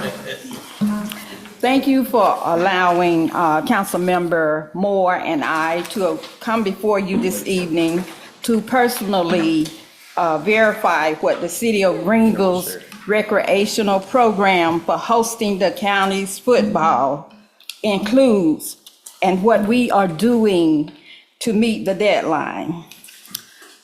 The council and I were very excited when our county administrator, Mr. Gordon, and our new recreation director, Mr. Allen, agreed to come to our facilities and view our field, concession stand, and everything else that was included. We were very excited. We told some of our citizens, and they were so excited as well. We had a ray of hope. And we still want to have that ray of hope. I told Mr. Gordon that we would meet the deadline, do everything we can to meet the deadline. And that's our goal, and that's what we are striving for. Now Mr. Gordon and Mr. Allen, they checked our concession stand. The only thing we need to improve in our concession stand is to change the wooden door to a steel door. The field looks great. It's in great shape. Today? Today it is? Yes, it's in good shape, really good shape. There's a fence. We really don't need the fence for football, but we were going to improve the fence anyway. Maybe get another fence or just, yes. We have on the visitor side, the only thing we need are aluminum bleachers. And Ryan is in the process of ordering them. On the home side, the bleachers on this side only need painting. We have some electrical things that we need to take care of, but that's not going to be a problem. We need to replace some of the rails on the home side. That is not a problem. We need a new scoreboard. Ryan is also in the process of ordering that. I noticed from the last meeting, Mr. Gordon said the main problem was adequate parking. And we are taking care of that too, which right now, I believe that our parking is fine because nothing has changed from when we still have the same parking as when the old school was open. But in your package, my public works director, Justin, took the time to take pictures of all of the parking lot, and everywhere we could have parking. There's a parking lot, the biggest parking space would be right down below the Board of Education, in that flat where some of the buses park sometimes. We can also park around the Board of Education. This would be on Saturday. The board would be closed, which we would get permission from the Board of Education. There's also parking right behind our concession stand. We would have to get permission from the Board of Education to park there as well. And there's also places to park across from right beside on the outside of the fences. And that's where, if you look in your package, that is where Justin said that the road could be widened. With that being said, I will now turn it over to Ryan. Hello, lady and gentlemen. All right, so Mr. Fordham walked through and told us everything we needed. So walking into the field, we need a concrete path for handicap access all the way up to the bleachers. Behind the bleachers, we need a 4-foot fence, not a small railing. So we got to take that railing out, put a 4-foot fence so people don't fall over the bleachers. We're going to paint our bleachers. The field is 90% good, but I've already got a quote from Soil and Turf out of Gay. He's going to spread sand all over the whole thing. I've got another quote from another local vendor too. But spread sand and flatten it out, cover up all the possum holes and stuff like that. We have one set of uprights. He said we don't need uprights because we're playing Little League football, but we are going to build those uprights. We're going to move the field closer to our home side bleachers because right now the field was kind of made for a track to have around it, and we don't have a track. So we're going to move the field. We're going to have a survey company come out and move the field closer to the bleachers, build a visitor side. He wants to see fence on either side, home side and visitor side, on the field, 4 foot, 120 yards long, with a 4-foot walk gate in the middle to keep parents from rushing the field when they get mad about a call. On the opposite side, we have bleachers. We can build a big, tall bleachers, but he said he wanted 5 rows, 50 feet. That's seating for 160 people. Somewhere in that neighborhood, So we're calculating 3 sections of 2-row bleachers. It won't get people high up in the air, but it will seat that many people. And if you want to get high up in the air, walk over to the home side. You can get as high as you want. We got big, tall bleachers. We're going to build a 10 by 10 sound booth at the top of the bleachers to hold the new sound system. I'm going to put the same, of course they have to vote on this. I would like to put the same exact sound system that I just installed at Greenville High School. Plenty loud enough. Y'all are going to use Greenville High School. Same sound system, same speakers, same wire, same everything. The fencing, we're going to completely encompass the fence. The fence is mostly there, but it's had trees falling over it over the years. I've already got quotes. We're ready to jump on that. We're actually voting June 2nd or next Tuesday. So as soon as I give this guy the go, he's going to put up fence. It's only going to be about 500 foot of total fence, including what he needs on the football field. Not that long of a fence job. I mean, if you had chain link fence put up, 500 feet is not going to take that long. So we're going to enclose the complete perimeter of the field and put what we call the football fence down on the field. Uprights, bleachers, we already have bathroom facilities, new scoreboard. The scoreboard is going to cost around $11,000. Going to come from Electromech, the football scoreboard company.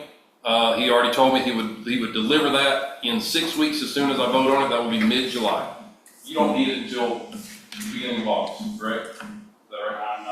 To be honest with you, I'm not sure exactly when football season starts, Mr. Gordon said the end of July or the 1st of August. Okay. So we've been holding football here for quite a long time. There's no reason we can't choose some dates in the fall. I mean, there ain't that many fall dates. Probably use the same ones we did the past 20 years.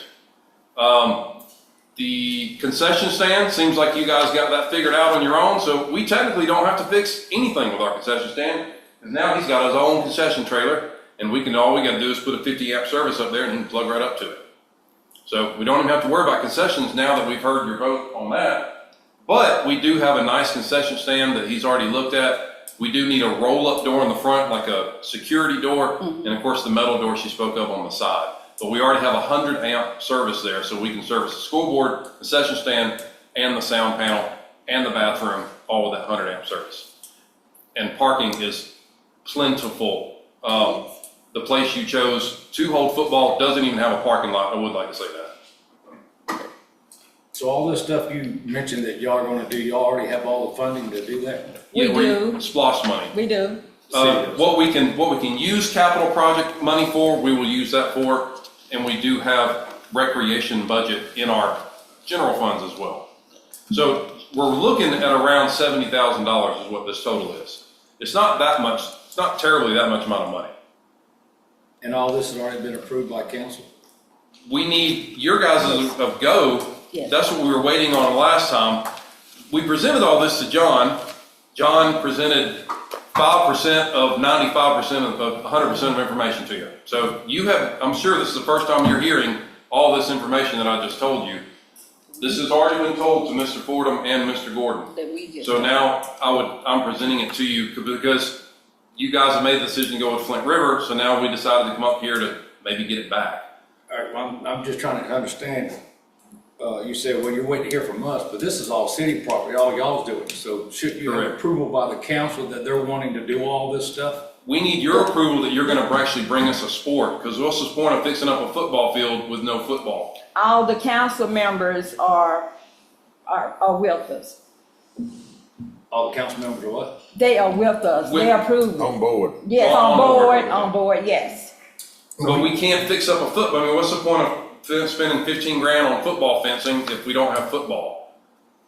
That's what we need the county's approval for. Is this the same field that slopes off at one part and was not used? Old Greenville High School football field. If there's a slope, you're more than welcome to come down there and look at it and show me where it's at. No, I haven't been there. It's just what Okay. I've heard over the years. It was not usable at one point because how it slopes off on one edge of it or something. It is a lot of land out there, and we're only looking at 1 acre of land of about 8 acres of grass. So we can move the football field where we need to, but we're going to put it in front of the bleachers. And there will be two dump truck loads of sand put on it. So if we're doing a concession to county, how does it benefit the city to spend all that money over there for us just to use it?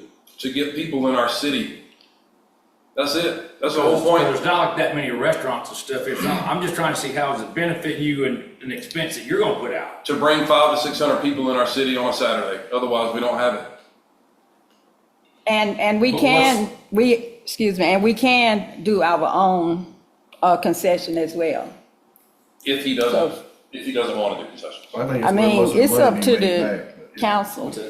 You make most of the money back with concessions for it benefits Yeah, but the that's city. we're doing a concession trader stuff because we rely on concessions in our games to bring money and revenue. So our motion at the last meeting was made to use Flint River Academy facility for the 2025 season and then use the city of Greenville's field as a backup if it was prepared in time. So the board is in agreement with using the city of Greenville field whenever it's feasible. I think we discussed it would be better as far as location and travel for a lot of families and grandparents to some games in Greenville, some in Woodbury, some in Manchester, some. So the board's in favor of doing it once it's ready to be used. I don't understand how else we can. Because we want the football. We don't want to be secondary. There's no reason that Flint River would not come through on a Saturday if you've already got an agreement with them. There's no reason, unless a tornado tore the field up, why would you not use that? There's no reason to have a secondary. We will be ready Because by the we want end. Greenville involved. That was why we put it into motion that way. But the spend. Well, I think what it was, we didn't know if Greenville would be prepared. That's what it was. Their field would be ready. Yeah, but we said in the motion, as soon as they're ready, we'll move games to Greenville. first. We will be, Flint we River will be second? first. Oh, I don't know about that. I mean, for this Yeah. year, I don't know, but next year would probably be factored in a lot more, yeah. We're talking about this different year. age groups as well. Yes. There could be some age groups going on at one field and other age groups at a different Yes. field at the same time. To be able to have more football, and that's what we were just saying. Do you have that Yes. football? Again. They haven't done In the that. past, And again, speaking on where I came from, we had, AU, 10U, 12U, and 6U flag. We pretty much held everything for those age groups at one, well, we did hold, when we hosted all age groups at one site. So there's really no need for two sites, is what he's saying. That's not what he's saying, that he's talking about what he did. What are the bathroom? What's happening here, I have no idea. He was talking about the previous. Well, the discussions that the board's had, and if I speak out of turn for y'all just cut me off, but we've discussed it as with recreation, what we're trying to do is as many things as we can do centrally, which would be Greenwood, we need to try to do because it helps all the citizens not having to go to corners of the community. Yes. We made a decision to go with Flint River because they were ready.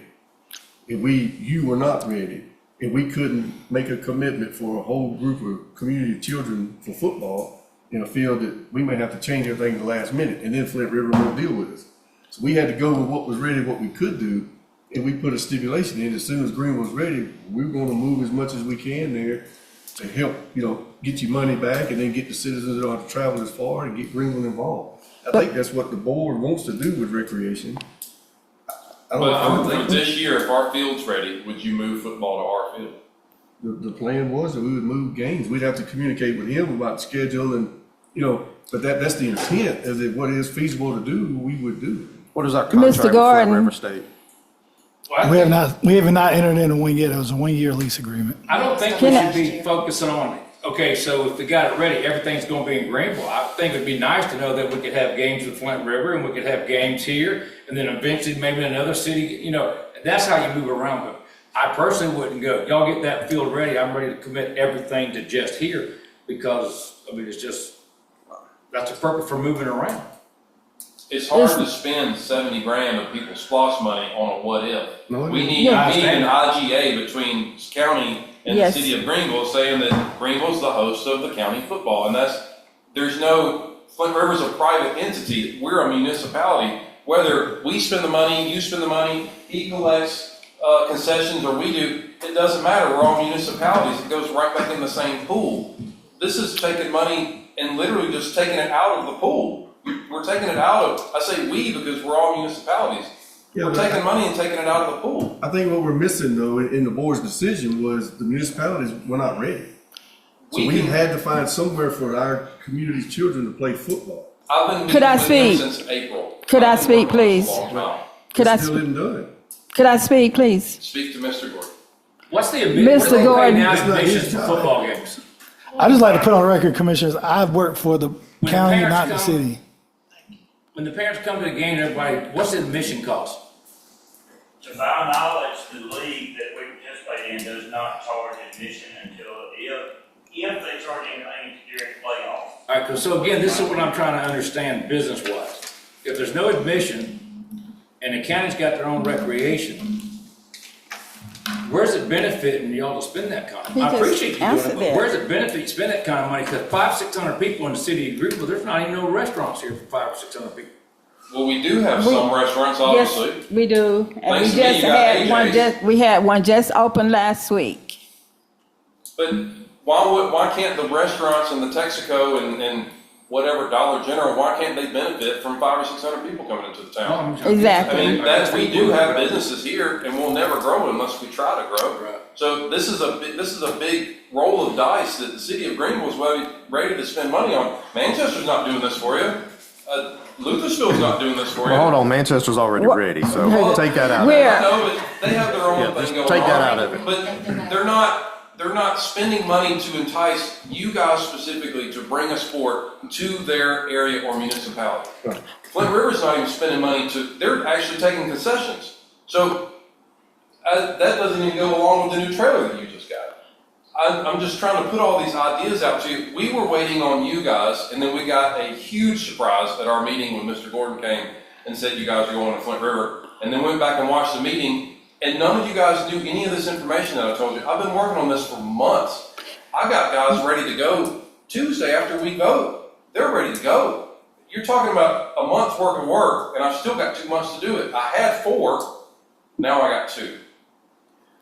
Well, let me say this. I commend Greenville on doing this. It is a step in the right direction. There's no if, and, or but about that. It's 100% a step in the right direction. County-wide recreation, I don't know if the commitment of one particular area of sport to commit to one area of a county that we're trying to encompass into an entire fully functional county recreation system. I don't think that the commitment could be there, Ryan, to say we're only going to play football in Greenville. That is taking something away from southern end, the northern end from here, and saying, okay, in order to play this sport in the county, you have to be here.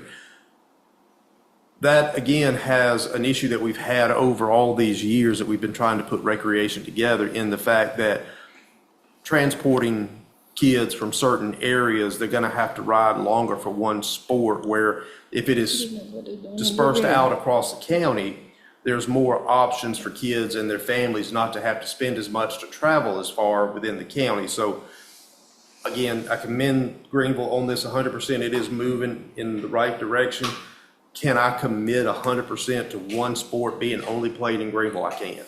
Isn't that being done in Woodbury? With basketball. That's one area. But that's the only gym that we have. This is the only football field you have. The county doesn't have a football field. It's not safe for visitors or the players at this moment. What? That field in the area. Mr. Gordon said that if we had the field ready by the end of July or the beginning of August, we would still be considered, and we will have it ready. Well, that's the key word, is considered. That doesn't mean he's gonna give it to you. That's the same thing. We would still be in the competition. I just read the motion to you, and what we said, and everybody nodded their head, that we want activities in Greenville. You're coming in here saying, I want 100% of it. You're not gonna get 100%. And if you But got you're ready, gonna get it, you'll get it. I would like to see the scheduling to be where, okay, this game's over at Flint River, this game's in Greenville, this game's at Flint River, and eventually one day, if there's a field up in the north end, these games are here, these games are here, these games are here. That's what we're looking for. But to commit and tell everybody that Greenville opened it up and we're having every football game there, I'd like to see us have there and over there, but I couldn't. I'm like Mr. You're doing it in Woodbury. What's that? You are doing it in Woodbury. You got a gym we can use over here, we can move some over here. That's right. That's the only gym we got. This is the only field you only got. field you And it's have not ready. football. No, we'll have 2 fields. If y'all get this field ready, then we'll have 2 fields to choose from. This is the only Where's the other municipality field you got. I'll put it that way. Let me ask this. The only, The field, and because of my ignorance in sports and stuff, obviously I don't do sports for a living, so is that field capable of being transformed into a soccer field at some point?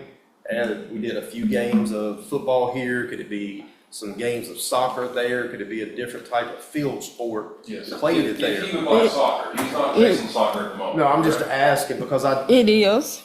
I know we did the gym in Woodbury because that was the only one that we had at the time, and we needed to get sports going in the county. So I don't think we can commit to one particular sport being played just in one area. That's not a county-wide recreation to me. If we could use it for multiple purposes, that's great. I'd be all for it. We want to do it. Right. We want a lot of the activity in Greenville. I say you should use a municipality's field, whether it be the high school or Greenville or whoever else. But if you keep it in the municipalities, then it all stays in the same pool. That's just It's got to be a safe field to play for the children and a safe environment for the spectators.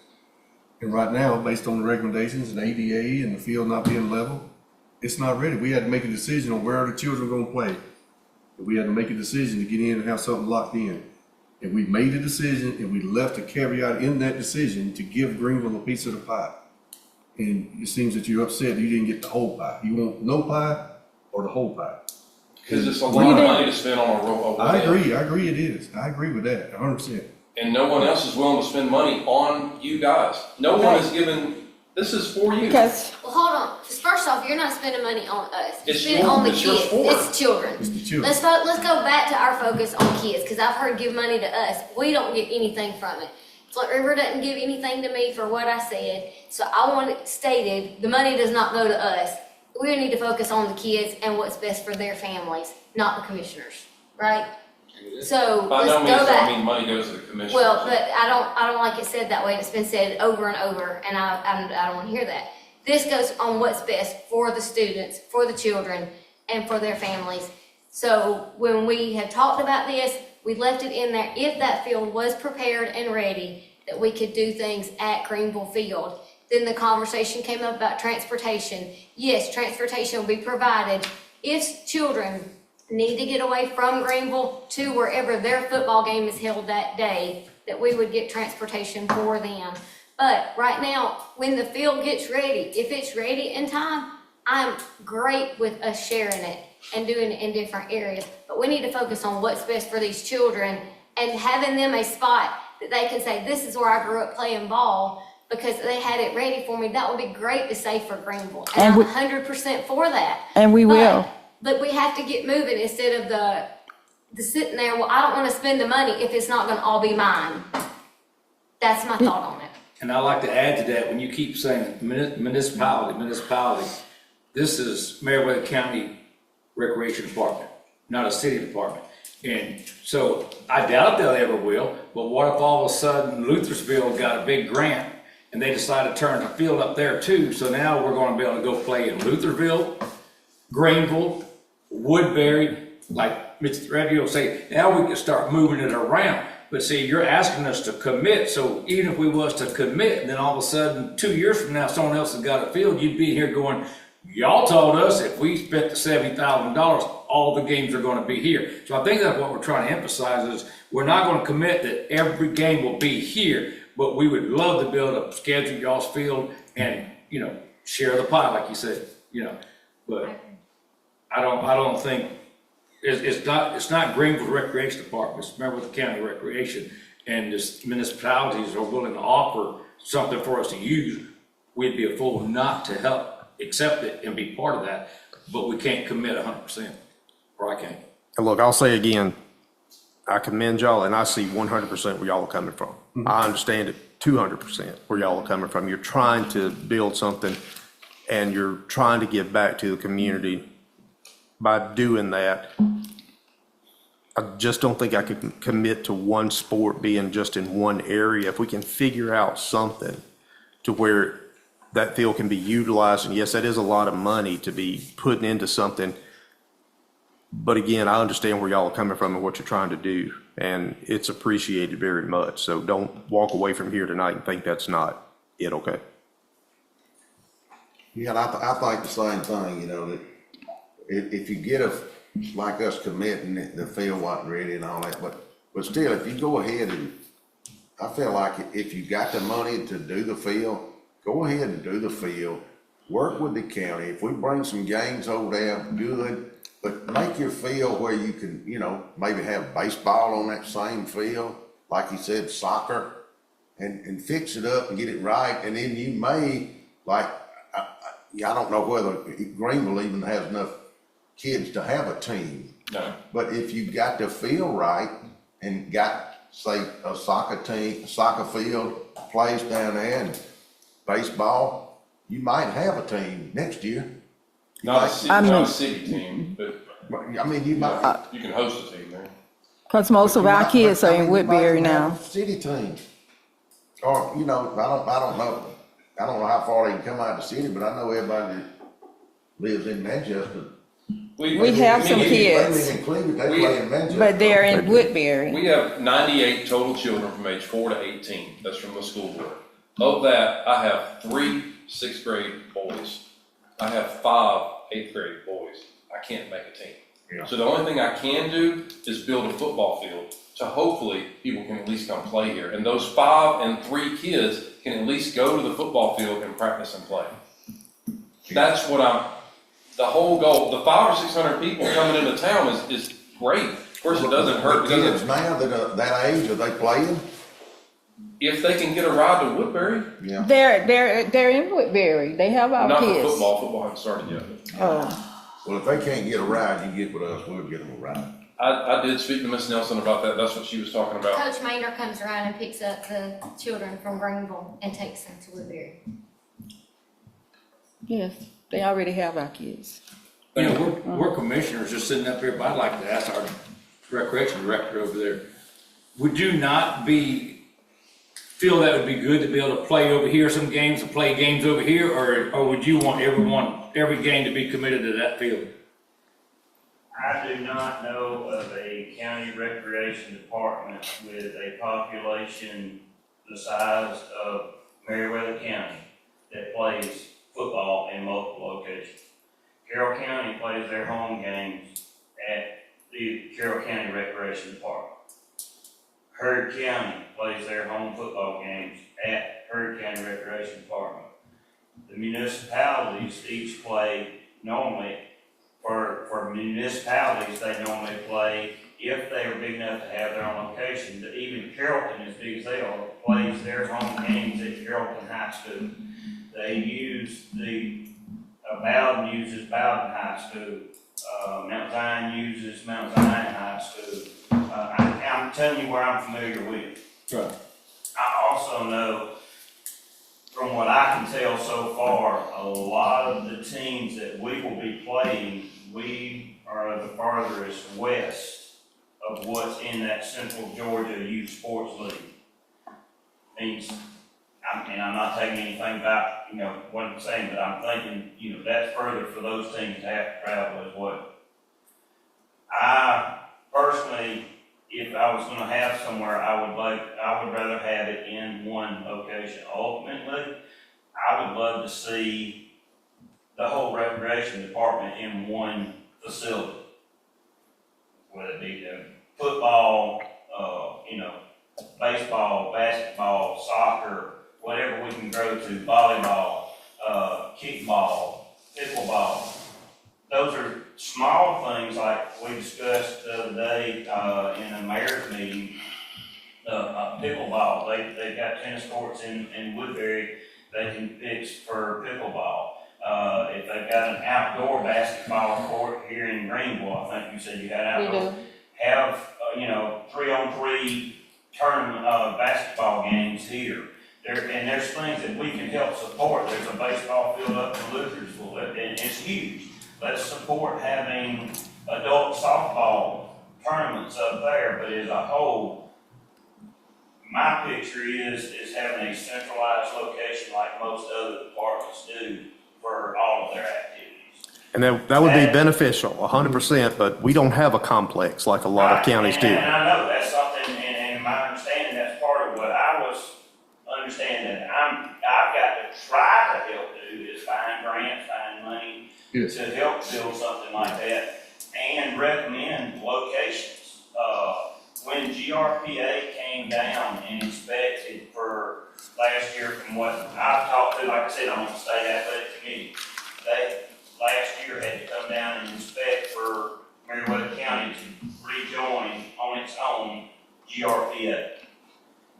They really liked, the committee that came really liked the Lake Meriwether area because there's room there for more baseball fields.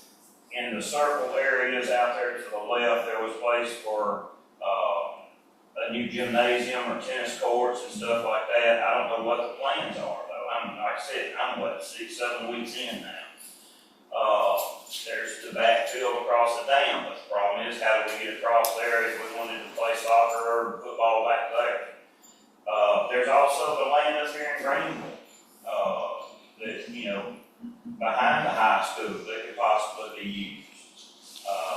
Dr. Griffin has already offered the Greenville High School to use for the football games. I'm not familiar enough yet with how the schedules run to be able to recommend a spot where that's at. I don't know when their schedules come out and what kind of lead time that different facilities need. So that's kind of my thought process. Thank you.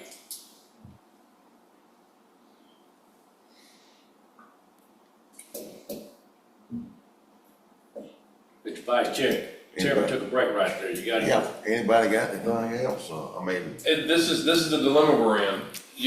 Do we spend 70 grand and you got your rec director right here saying he don't want to have football games in multiple places, but you guys are saying you want to do it just to benefit everybody. This is the dilemma we're in. This is why we waited 2 months for this moment. When are y'all voting on this, Ron? 2 months. When are 2 y'all- months I've been working on When are y'all this. voting on this? Tuesday. I got quotes, I got the first fence quote back at the, April 23rd. I met with him when we had our Easter thing out there. I met with 3 different fencing guys out there that day. You know, remember, I mean, Easter is what, second week of April? And I have, is That was a week after we met with Mr. Gordon and Mr. well, I mean, Gordon. I can see, I can see y'all's point and I also can see our point. I can see, yes. We can't commit to something that's not there. And y'all can't commit to something that might not be there. So, I mean, Because we're not spending our money. yeah.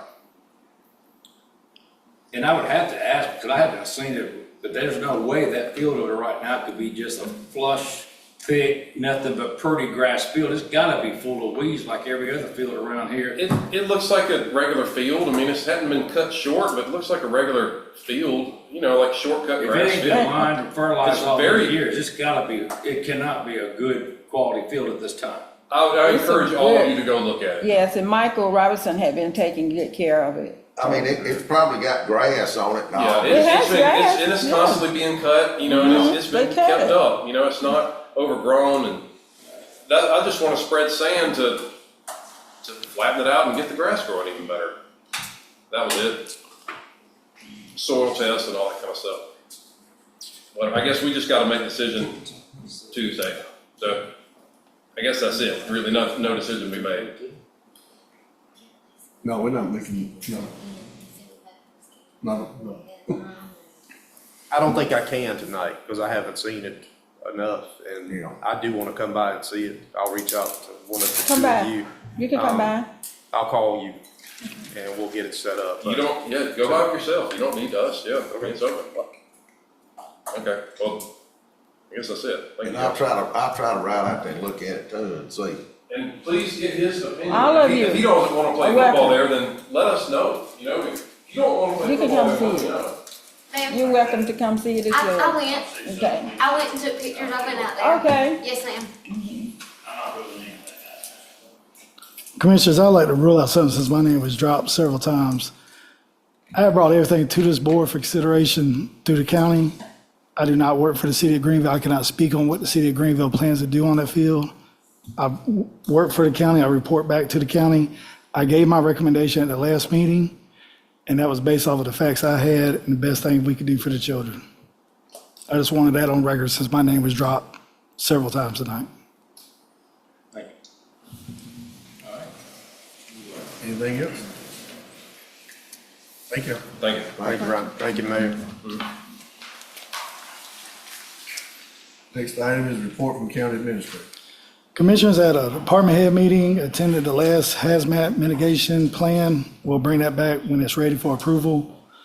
We did a Public Works and EMS Appreciation Day on May 21st and May 22nd. Attended the IDA meeting, been contacting the cities on the 2026 SPLOST projects.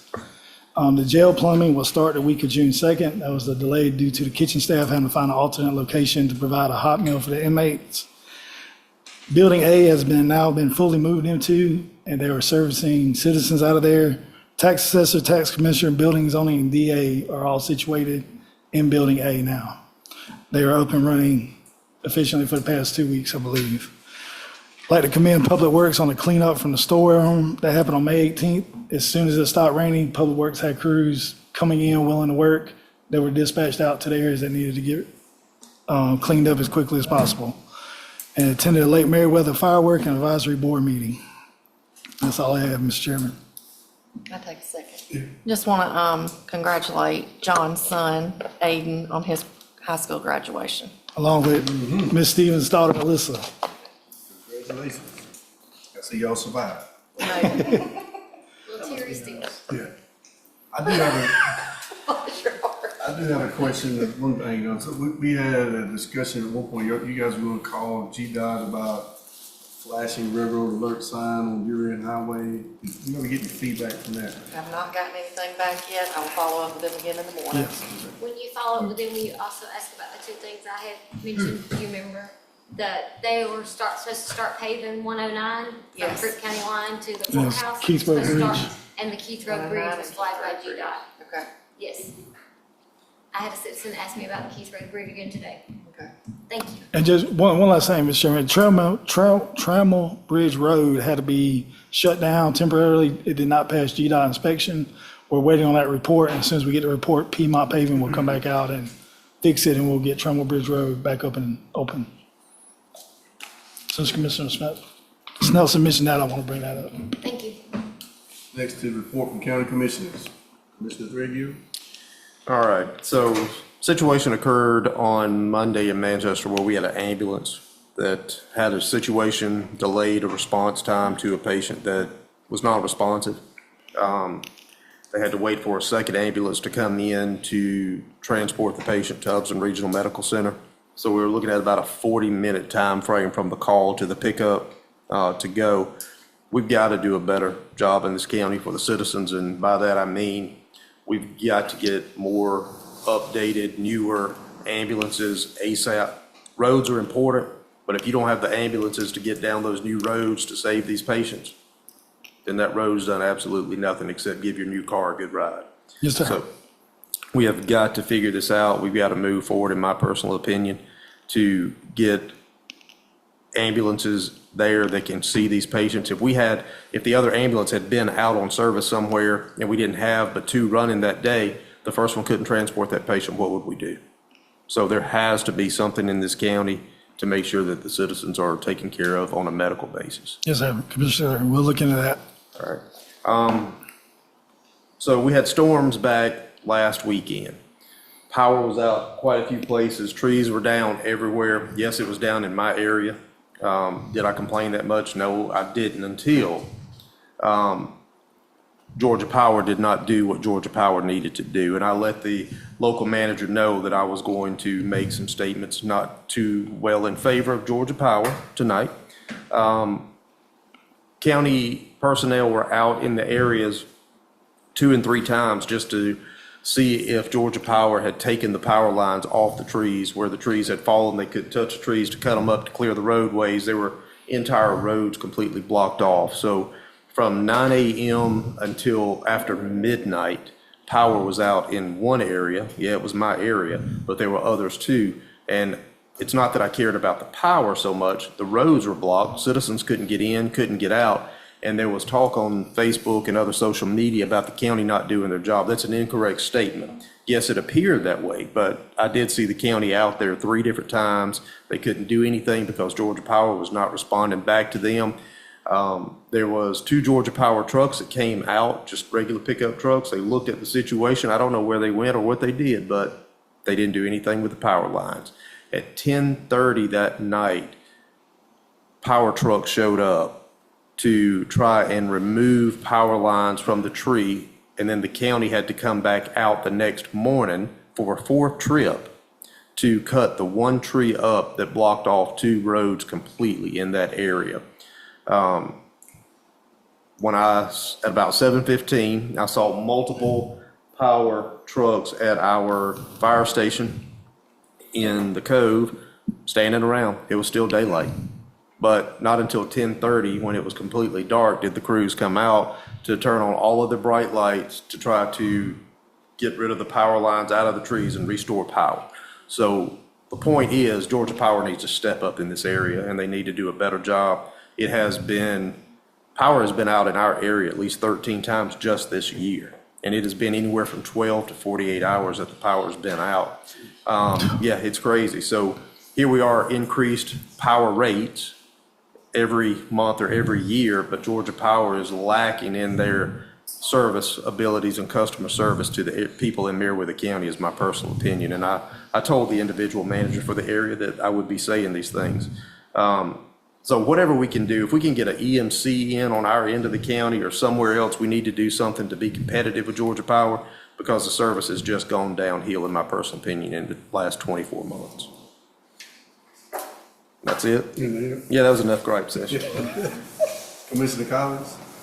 I just want to thank staff and all the workers and, what they doing and, like Public Works, and maybe we can get some of these roads done. And thank goodness my power didn't go out this time.